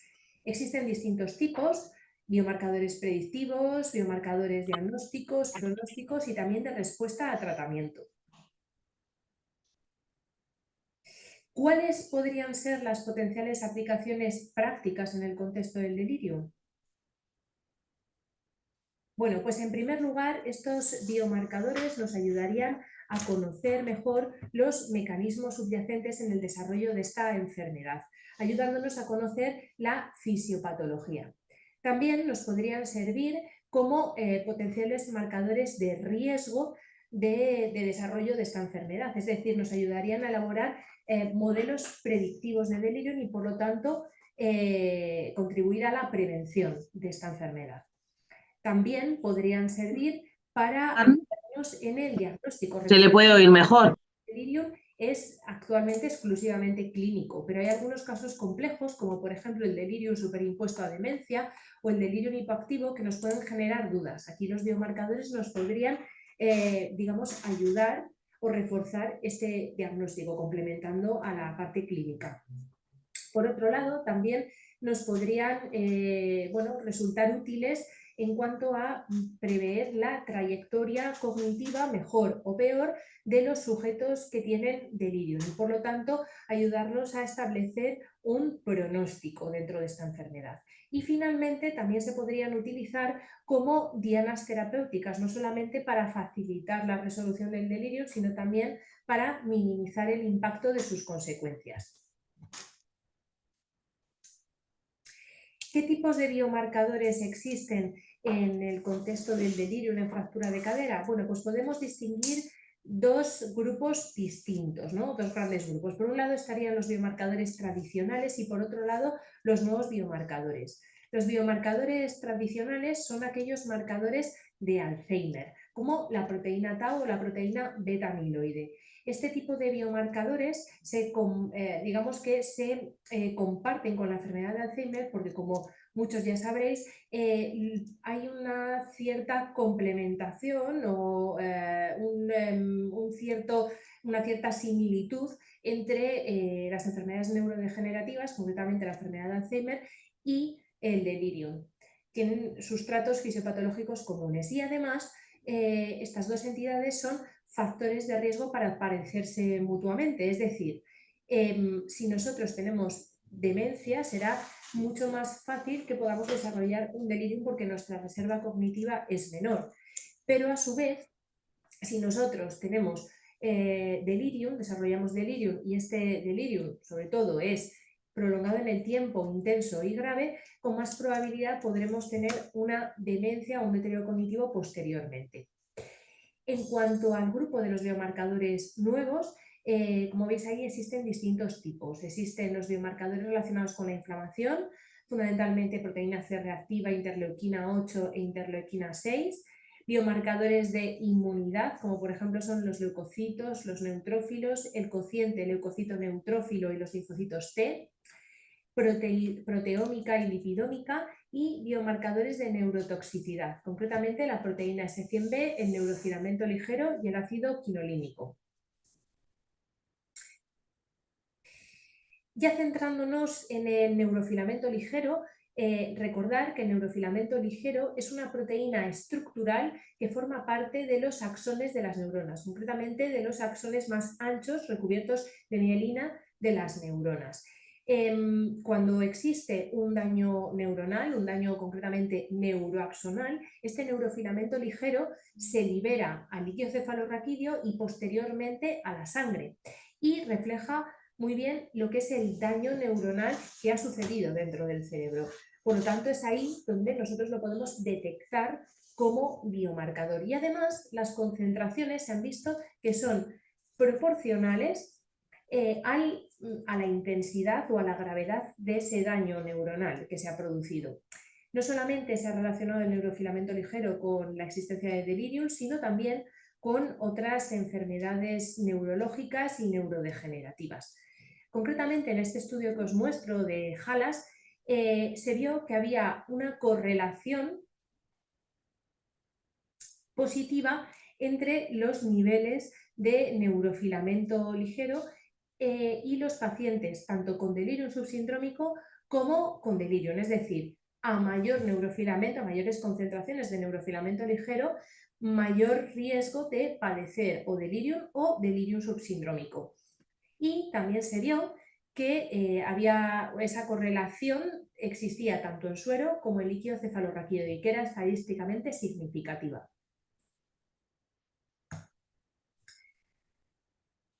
Por otro lado, tenemos el ácido quinolínico, y es que se ha visto, según este estudio muy reciente del año pasado, de 2023, que la vía de las quinureninas están vinculadas al delirio, porque bueno, pues parece ser que la enfermedad aguda, entendiendo por ella la inflamación, el síndrome de respuesta inflamatoria sistémica concretamente, que se produce no solamente por la fractura de cadera, sino en este caso también por la cirugía urgente, produce que disminuyan los niveles de triptófano en el organismo. Esto genera que a través de los monocitos aumente la quinurenina, que atraviesa la barrera hematoencefálica activando la microglía y aumentando el ácido quinolínico dentro del cerebro, el cual actúa sobre el receptor NMDA, produciendo neurotoxicidad y generando la aparición de delirio. En este estudio se analizaron muestras de sangre y líquido cefalorraquídeo en 3 cohortes distintas de pacientes. La primera cohorte era una cohorte de pacientes cognitivamente sanos que se sometían a cirugía electiva sin delirio. La segunda cohorte eran pacientes con fractura de cadera que se sometían a cirugía urgente de osteosíntesis, la mitad desarrolló delirio y la otra mitad no desarrolló delirio. Y la tercera cohorte eran pacientes médicos con delirium evolucionado. Todos ellos tenían delirium evolucionado. Lo que se vio es que de todas las moléculas, de todos los metabolitos implicados en la vía de las quinureninas, el ácido quinolínico, que es este que veis aquí en azul, era el que más se correlacionaba tanto en sangre como en líquido cefalorraquídeo con la aparición de delirio. En esta gráfica se muestra que además esas concentraciones de ácido quinolínico aumentaban al aumentar ese daño cerebral, de manera que las concentraciones eran menores en pacientes cognitivamente sanos o operados de fractura de cadera pero sin delirio, y eran mucho más altas en pacientes que con fractura de cadera desarrollaban delirio o pacientes médicos ya con delirio evolucionado, que eran los que tenían las concentraciones más altas de todos. Por otro lado, también se vio que el ácido quinolínico en el líquido cefalorraquídeo se correlacionó significativamente con las concentraciones de neurofilamento ligero, a pesar de incluso ajustar por variables confusoras como son el deterioro cognitivo o la clasificación anestésica ASA. Y no solamente esto, sino que también esas mismas concentraciones de ácido quinolínico se vio que estaban relacionadas estadísticamente significativas con la mortalidad. Es decir, a menor concentración de ácido quinolínico, menor mortalidad, y a mayor concentración de ácido quinolínico, mayor mortalidad, como muestran estas gráficas. Y ya para terminar la charla, algunos mensajes importantes que quiero que os llevéis a casa. Recordaos que sí existen biomarcadores asociados a delirio, cada vez más se están descubriendo nuevos biomarcadores. Los más importantes en el momento actual son los biomarcadores relacionados con la inflamación, la proteómica y el daño neuronal. Aportan distintas ventajas, ya que son cuantificables y por lo tanto objetivos, son reproducibles y además son no invasivos en el caso del suero. Pero también debemos de tener presentes sus desventajas. En primer lugar, debemos preguntarnos si son específicos. Muchos de ellos no solamente se elevan o disminuyen en contexto de delirio, sino también de otras enfermedades neurodegenerativas o de otros procesos sistémicos como el síndrome de respuesta inflamatoria sistémica. Por otro lado, debemos de tener en cuenta si son accesibles. En el caso de la sangre, si lo son a través de una venopunción. Pero si tenemos que realizar una punción lumbar a nuestros pacientes para obtener muestras de líquido cefalorraquídeo, ya no lo serían tanto. Y finalmente debemos preguntarnos si son coste efectivos, si el coste de esa información que vamos a sacar de ese biomarcador a través del análisis de una técnica de laboratorio realmente va a suponer un rendimiento que sea coste efectivo frente a la práctica clínica habitual donde no se utilizan biomarcadores. Y finalmente también destacar que estos biomarcadores podrían suponer un nuevo horizonte en el tratamiento de delirio, donde ya sabéis que hoy por hoy no existe ningún fármaco que sea capaz, digamos, de resolver o de curar el delirio una vez que está instaurado. Hasta aquí todo lo que os quería decir. Esta es la bibliografía que he utilizado. Y nada, daros las gracias por vuestra atención. Si tenéis cualquier duda la podéis plantear ahora o también escribirme a mi correo electrónico, que ahí lo dejo abajo. Muchas gracias. Aquí, muchísimas gracias, Lucía, por esta presentación, que Lucía ya es una experta en biomarcadores, para un poco explicar lo que siempre es bastante complicado todo el mundo de los biomarcadores, pero creo que es imprescindible, ¿no?, que los que nos dedicamos a delirium sepamos lo que hay ahora y por dónde van a ir los tiros. Vamos a pasar ya a la última ponencia y dejamos las preguntas para después. La última ponencia es la realiza la doctora Lucía Fernández de Arana, que es geriatra de la Unidad de Ortogeriatría del Hospital Puerta del Hierro de Madrid y que nos hará un update sobre el manejo farmacológico del delirium en fractura de cadera. A ver.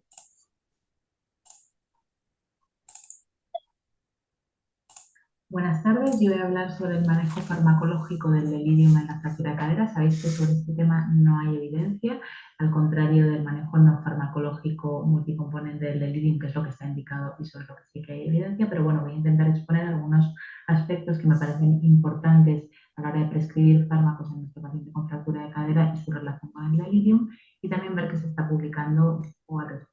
Este es el índice que voy a seguir. Primero vamos a hablar sobre el manejo farmacológico en prevención del delirium o del tratamiento etiológico y después sobre el tratamiento sintomático una vez que el delirium ya está instaurado.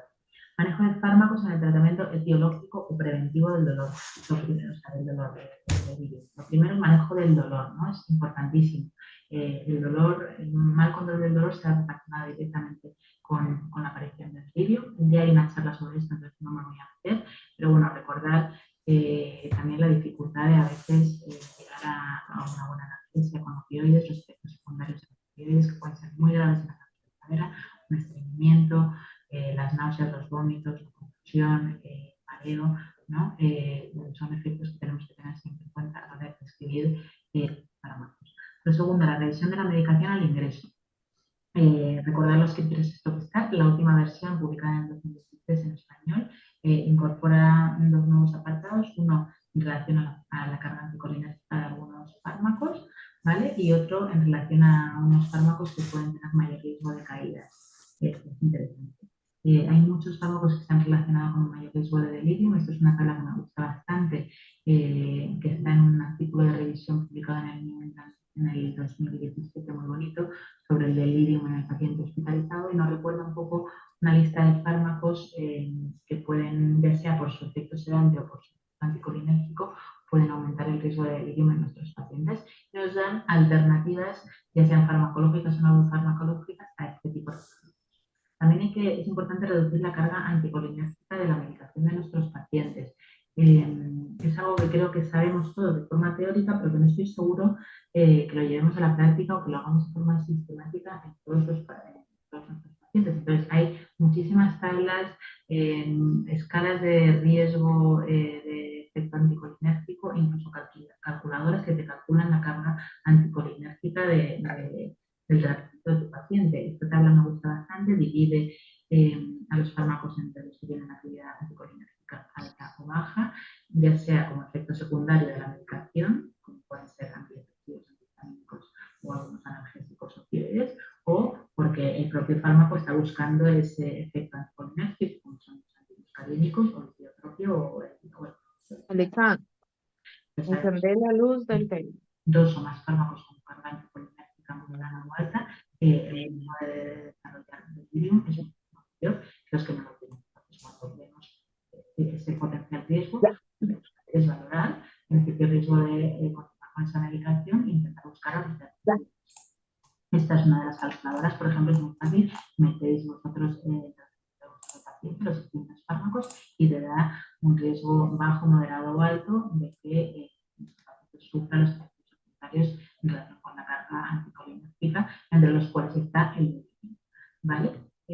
Bueno, ahora fármacos para la prevención del delirium. ¿Hay alguna evidencia en fractura de cadera? Bueno, se está haciendo. Esta revisión sistemática, por ejemplo, publicada en el 2022, revisa un poco todos los estudios, ensayos clínicos randomizados 88 en los que se ha hecho alguna intervención en el paciente anciano con fractura de cadera, ¿no? Y se queda al final con 11 intervenciones, destacando los corticoides, el bloqueo del fascia ilíaca, el suelo salino hipertónico, la de la predicamina ni hablo porque los estudios de los LLI son de baja calidad y sabemos que no está ni la ribacina ni la AP están indicados en la prevención del delirium. Pero bueno, estudiando un poquito más la utilización de los corticoides, este estudio se acaba de publicar, es una revisión sistemática publicada hace un mes, en la que revisan 128 ensayos clínicos randomizados y se dan al final con cuatro estudios, con una N de 400 pacientes, con una edad media de 82 años, y lo que ven es que la incidencia de delirio postoperatorio a los 5 días en fractura de cadera parece que se reduce en el grupo de pacientes que reciben corticoides en las dosis bajas antes de la cirugía, con una MMT de 8 pacientes que está bastante bien. Estos son los 4 fármacos, cuatro estudios con los que se queda la revisión sistemática. Este estudio del 2023 puede ser más interesante porque está en un pico mayor. Y en este estudio, por ejemplo, lo que hacen es darle una dosis de 10 miligramos de dexametasona a los pacientes antes de la cirugía y se ve que en este grupo de intervención hay una incidencia significativamente menor de delirium postoperatorio versus los que reciben placebo. También estudian los posibles efectos secundarios de infección y de hiperglucemia y no ven diferencias en los grupos en ninguno de los 4 estudios. Entonces, bueno, me parece que los corticoides en general son fármacos que no vamos a utilizar así como siempre en pacientes mayores, pero que a dosis bajitas y puntuales, si vemos que puedan tener un efecto potencial beneficioso a la hora de prevenir delirium, no me parece tontería seguir estudiando. El suelo salino hipertónico no he encontrado tantos estudios, pero este publicado en el 2017 en fractura de cadera parece que a una edad un poquito mayor, pues parece que sí, a los que se les daba, se les administraba una solución de 250 veces aproximadamente de salino hipertónico media hora antes de la cirugía, parece que este grupo tenía una incidencia menor de delirium postoperatorio en comparación con los que el placebo, que era una y esto lo relaciona con una producción reducida de monocitos. Dexmedetomidina es un fármaco que se ha estudiado muchísimo en los últimos años en cirugía mayor, en pacientes quirúrgicos, en anestesia general, en pacientes de la UCI. En fractura de cadera también se ha estudiado, aunque algo menos. Es una agonista poco significativo, tiene efecto ansiolítico, sedante o anestésico. Los efectos secundarios cardiovasculares de una bradicardia o hipotensión son dosis de.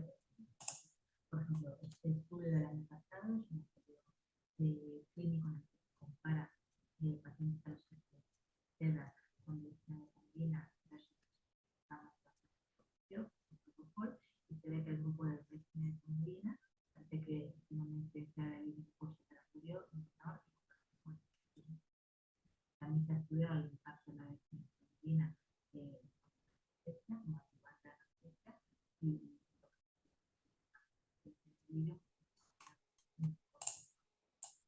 la melatonina es otro fármaco que también se estudia bastante. La liberación prolongada, porque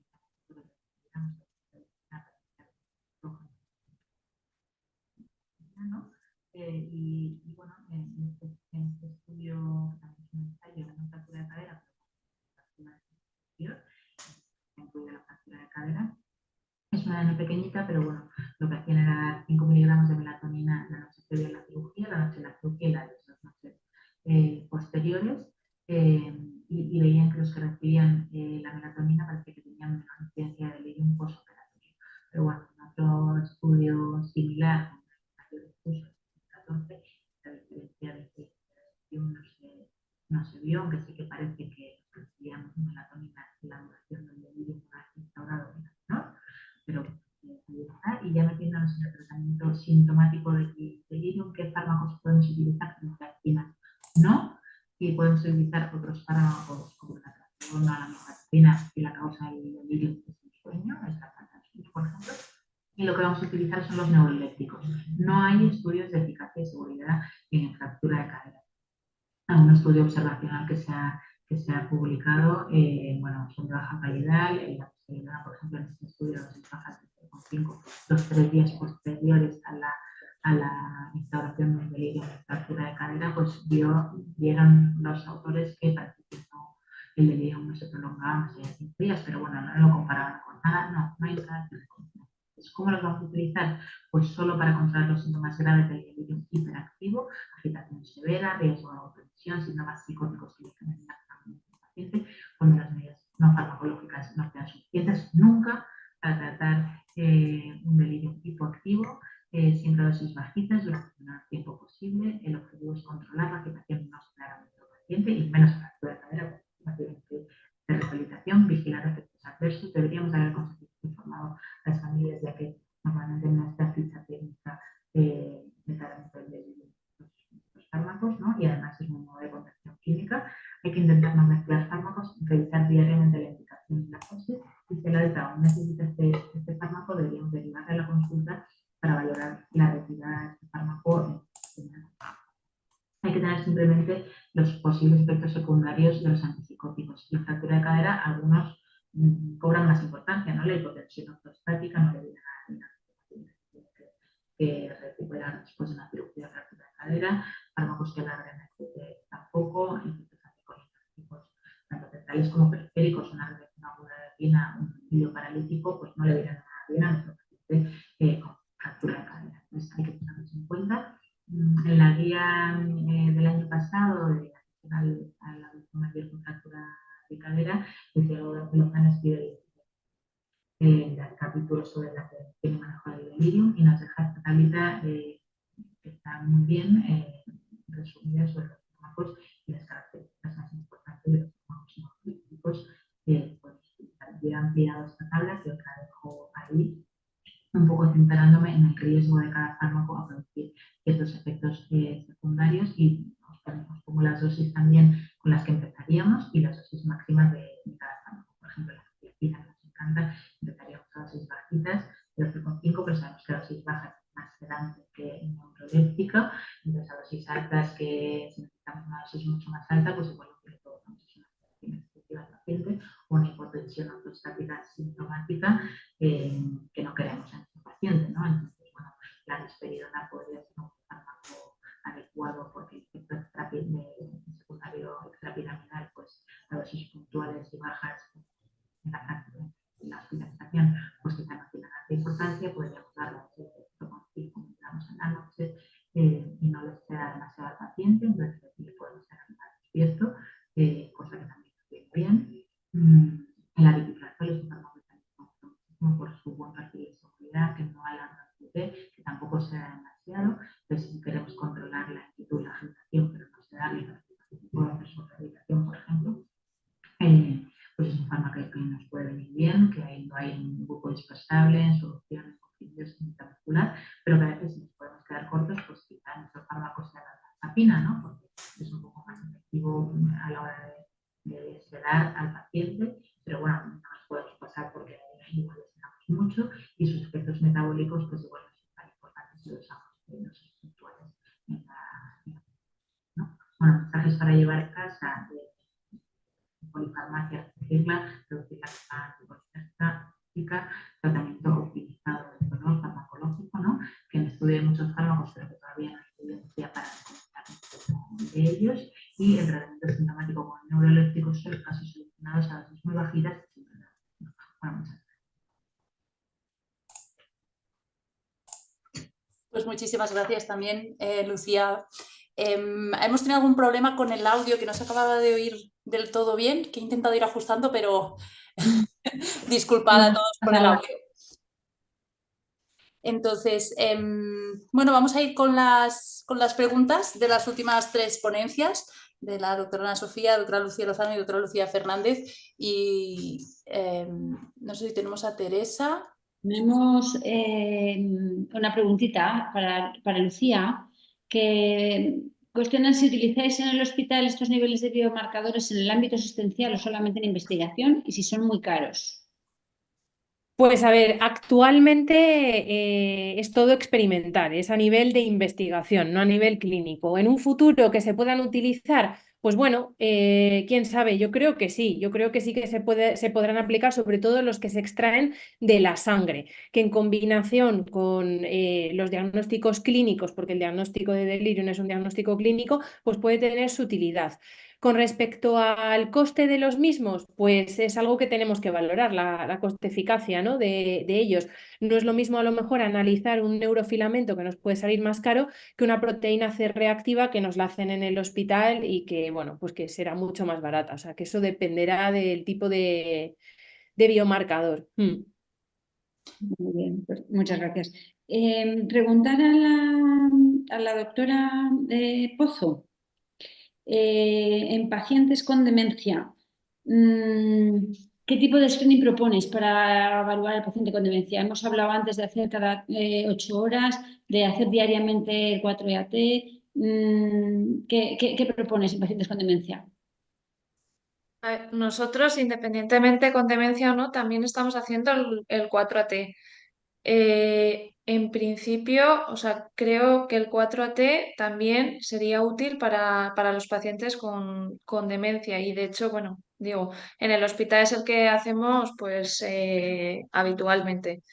E incluso lo estamos intentando extender también un poco a nivel de, bueno, en urgencias, ¿no? También intentándoles, pues eso, como habéis comentado antes, de educación un poco a todos los servicios. Sí, yo aquí, si me permites, Ana, el 4AT y como la mayoría de escalas de screening de delirium, en pacientes con demencia, claro, la especificidad baja mucho, ¿vale? Entonces, Sí. nos saldrán positivos a veces cuando no tienen delirium. Y en estos casos sí que es verdad que se recomienda luego añadir algún otro test, ¿no? Algún test que valore pues, la movilidad, que valore el estado más de estado de conciencia, del arousal, ¿no? Y estas cosas nos permiten luego afinar un poquito más en estos pacientes porque es verdad, ¿no? Que si tienes un paciente con una demencia avanzada y tal, el 4AT te va a salir probablemente positivo y no, ¿no? Lo que decíamos, la sensibilidad es muy alta del 4AT para los pacientes con demencia, pero la especificidad baja sobre todo en aquellos con pacientes con demencias avanzadas, ¿eh? Sí. Al final, en los pacientes con demencia te guías más de la clínica, ¿no? Y de lo que la familia te cuenta un poco de días previos y demás. Exacto, hay que afinar un poquito más allí. Situación basal. Muy bien. Y a la doctora Fernández de Arana le haría una pregunta muy difícil. Dinos así, haznos una apuesta. Hemos probado todas las medidas conductuales del universo, estás de guardia, son las 4 de la mañana, el paciente no tiene nada orgánico. ¿Qué le pones? ¿Cuál es tu primera elección? Mi primera elección siempre sí, no me la quiero jugar porque no conozco mucho al paciente, siempre es el Abilify. Sé que tiene, es controvertido porque a veces puede quedarnos corto o puede parecer que no hace demasiado efecto, pero la verdad es que es un fármaco súper seguro en el que siempre me siento segura a la hora de repetirlo muchas veces. Porque hasta si empiezas con media ampolla intramuscular si lo necesitas o 5 miligramos orales hasta 30, que es la dosis máxima, sin muchos efectos secundarios de por medio, tienes mucho margen. Y al final mi experiencia es que sí que acaba haciendo efecto, les deja más tranquilos, quizá no les seda demasiado y al día siguiente probablemente se despierten bien por la mañana para hacer su recuperación, cosa que a veces la quetiapina, como me pase con la quetiapina, que es un fármaco seguro y que nos gusta, pues a veces me encuentro que el paciente por la mañana está dormido y no hay quien le despierte. No sé qué pensáis vosotras. Mi experiencia con el aripiprazol, pues la verdad es que me ha hecho gracia tu frase, acaba haciendo efecto. O sea que Yo creo que un poco lo que busques, ¿no? Yo creo que lo bueno del aripiprazol, bueno, dos cosas buenas.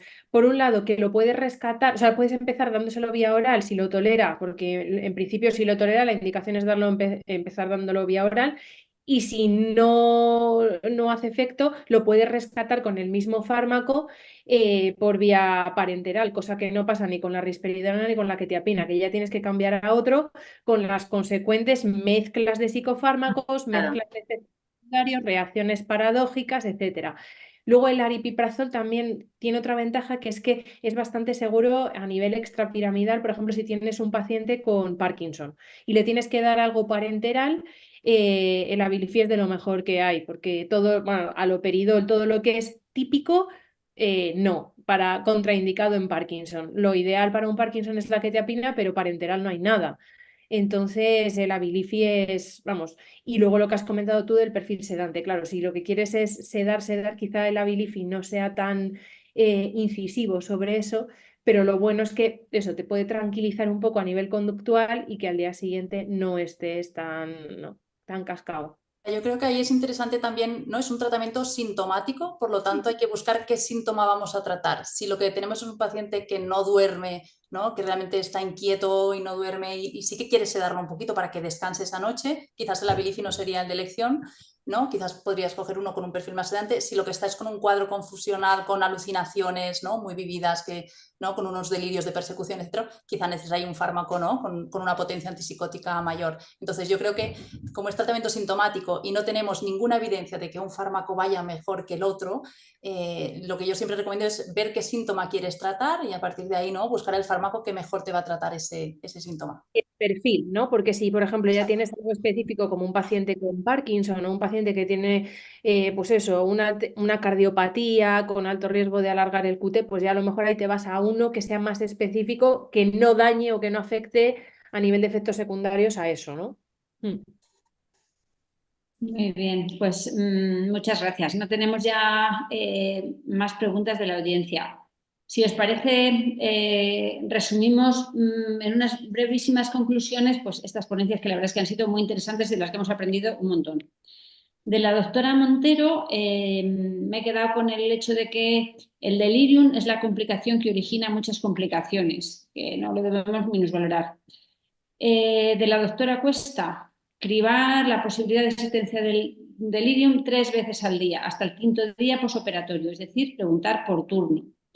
De la doctora Muñoz Pascual, el dolor no se evalúa suficiente y los pacientes reciben poca analgesia y la reciben tarde. Es fundamental fomentar la difusión del bloqueo regional y la curva de aprendizaje es corta. Tenemos todos obligación de formarnos en esto. De la doctora Casinello, desde el punto de vista de la cirugía, la lucha contra el delirium consiste en una cirugía precoz, en buen tratamiento del dolor y tanto una anestesia raquídea como una anestesia general multimodal, a pesar de los antiagregantes y los anticoagulantes, que sean rápidas. La doctora Pozo nos dice que los pacientes con demencia reciben menos dosis de analgesia, porque expresan menos y porque los clínicos tenemos más miedo a los efectos secundarios de los analgésicos muy potentes. Eso es un dato pues, muy relevante. Y que el tratamiento del ejercicio, del dolor y de los síntomas conductuales son los 3 factores en los que tenemos que incidir con mayor importancia. La doctora Lozano nos habla de biomarcadores, de su utilidad en el diagnóstico diferencial y para establecer el pronóstico y que probablemente en el futuro sean dianas terapéuticas que nos resuelvan estas dudas que tenemos en cuanto al tratamiento muy específico de la agitación posquirúrgica. Y con respecto a la ponencia de la doctora Fernández de Arana, pues muy importante. Los neurolépticos no están indicados en el tratamiento del delirio posoperatorio. Podemos poner como titular de prensa. Valorar muy importante la carga anticolinérgica de los otros fármacos y que es muy importante que estamos ante un reto para controlar la agitación sin sedar, que eso ya sabemos todos en la práctica que es muy complicado. Muchas gracias a todas. Muchísimas gracias, Teresa. La verdad es que muchísimas gracias a todas las ponentes, han sido unas ponencias fantásticas. Gracias también a los participantes que habéis aguantado estas casi 2 horas de hablar de delirium, que a nosotras nos encanta, pero puede ser al final pesado. Y de verdad, muchísimas gracias también a la doctora Teresa Parejo, porque ha llevado la discusión, que no es tarea fácil, de estas 7 ponencias. Así que muchísimas gracias. Este webinar estará grabado, así que lo podréis ver en la página web de la SEC, del grupo de Delirium, y también estará colgado en YouTube. Así que nada, muchísimas gracias a todos y nos vemos el año que viene. Gracias a vosotras. Chao. Adiós. Adiós.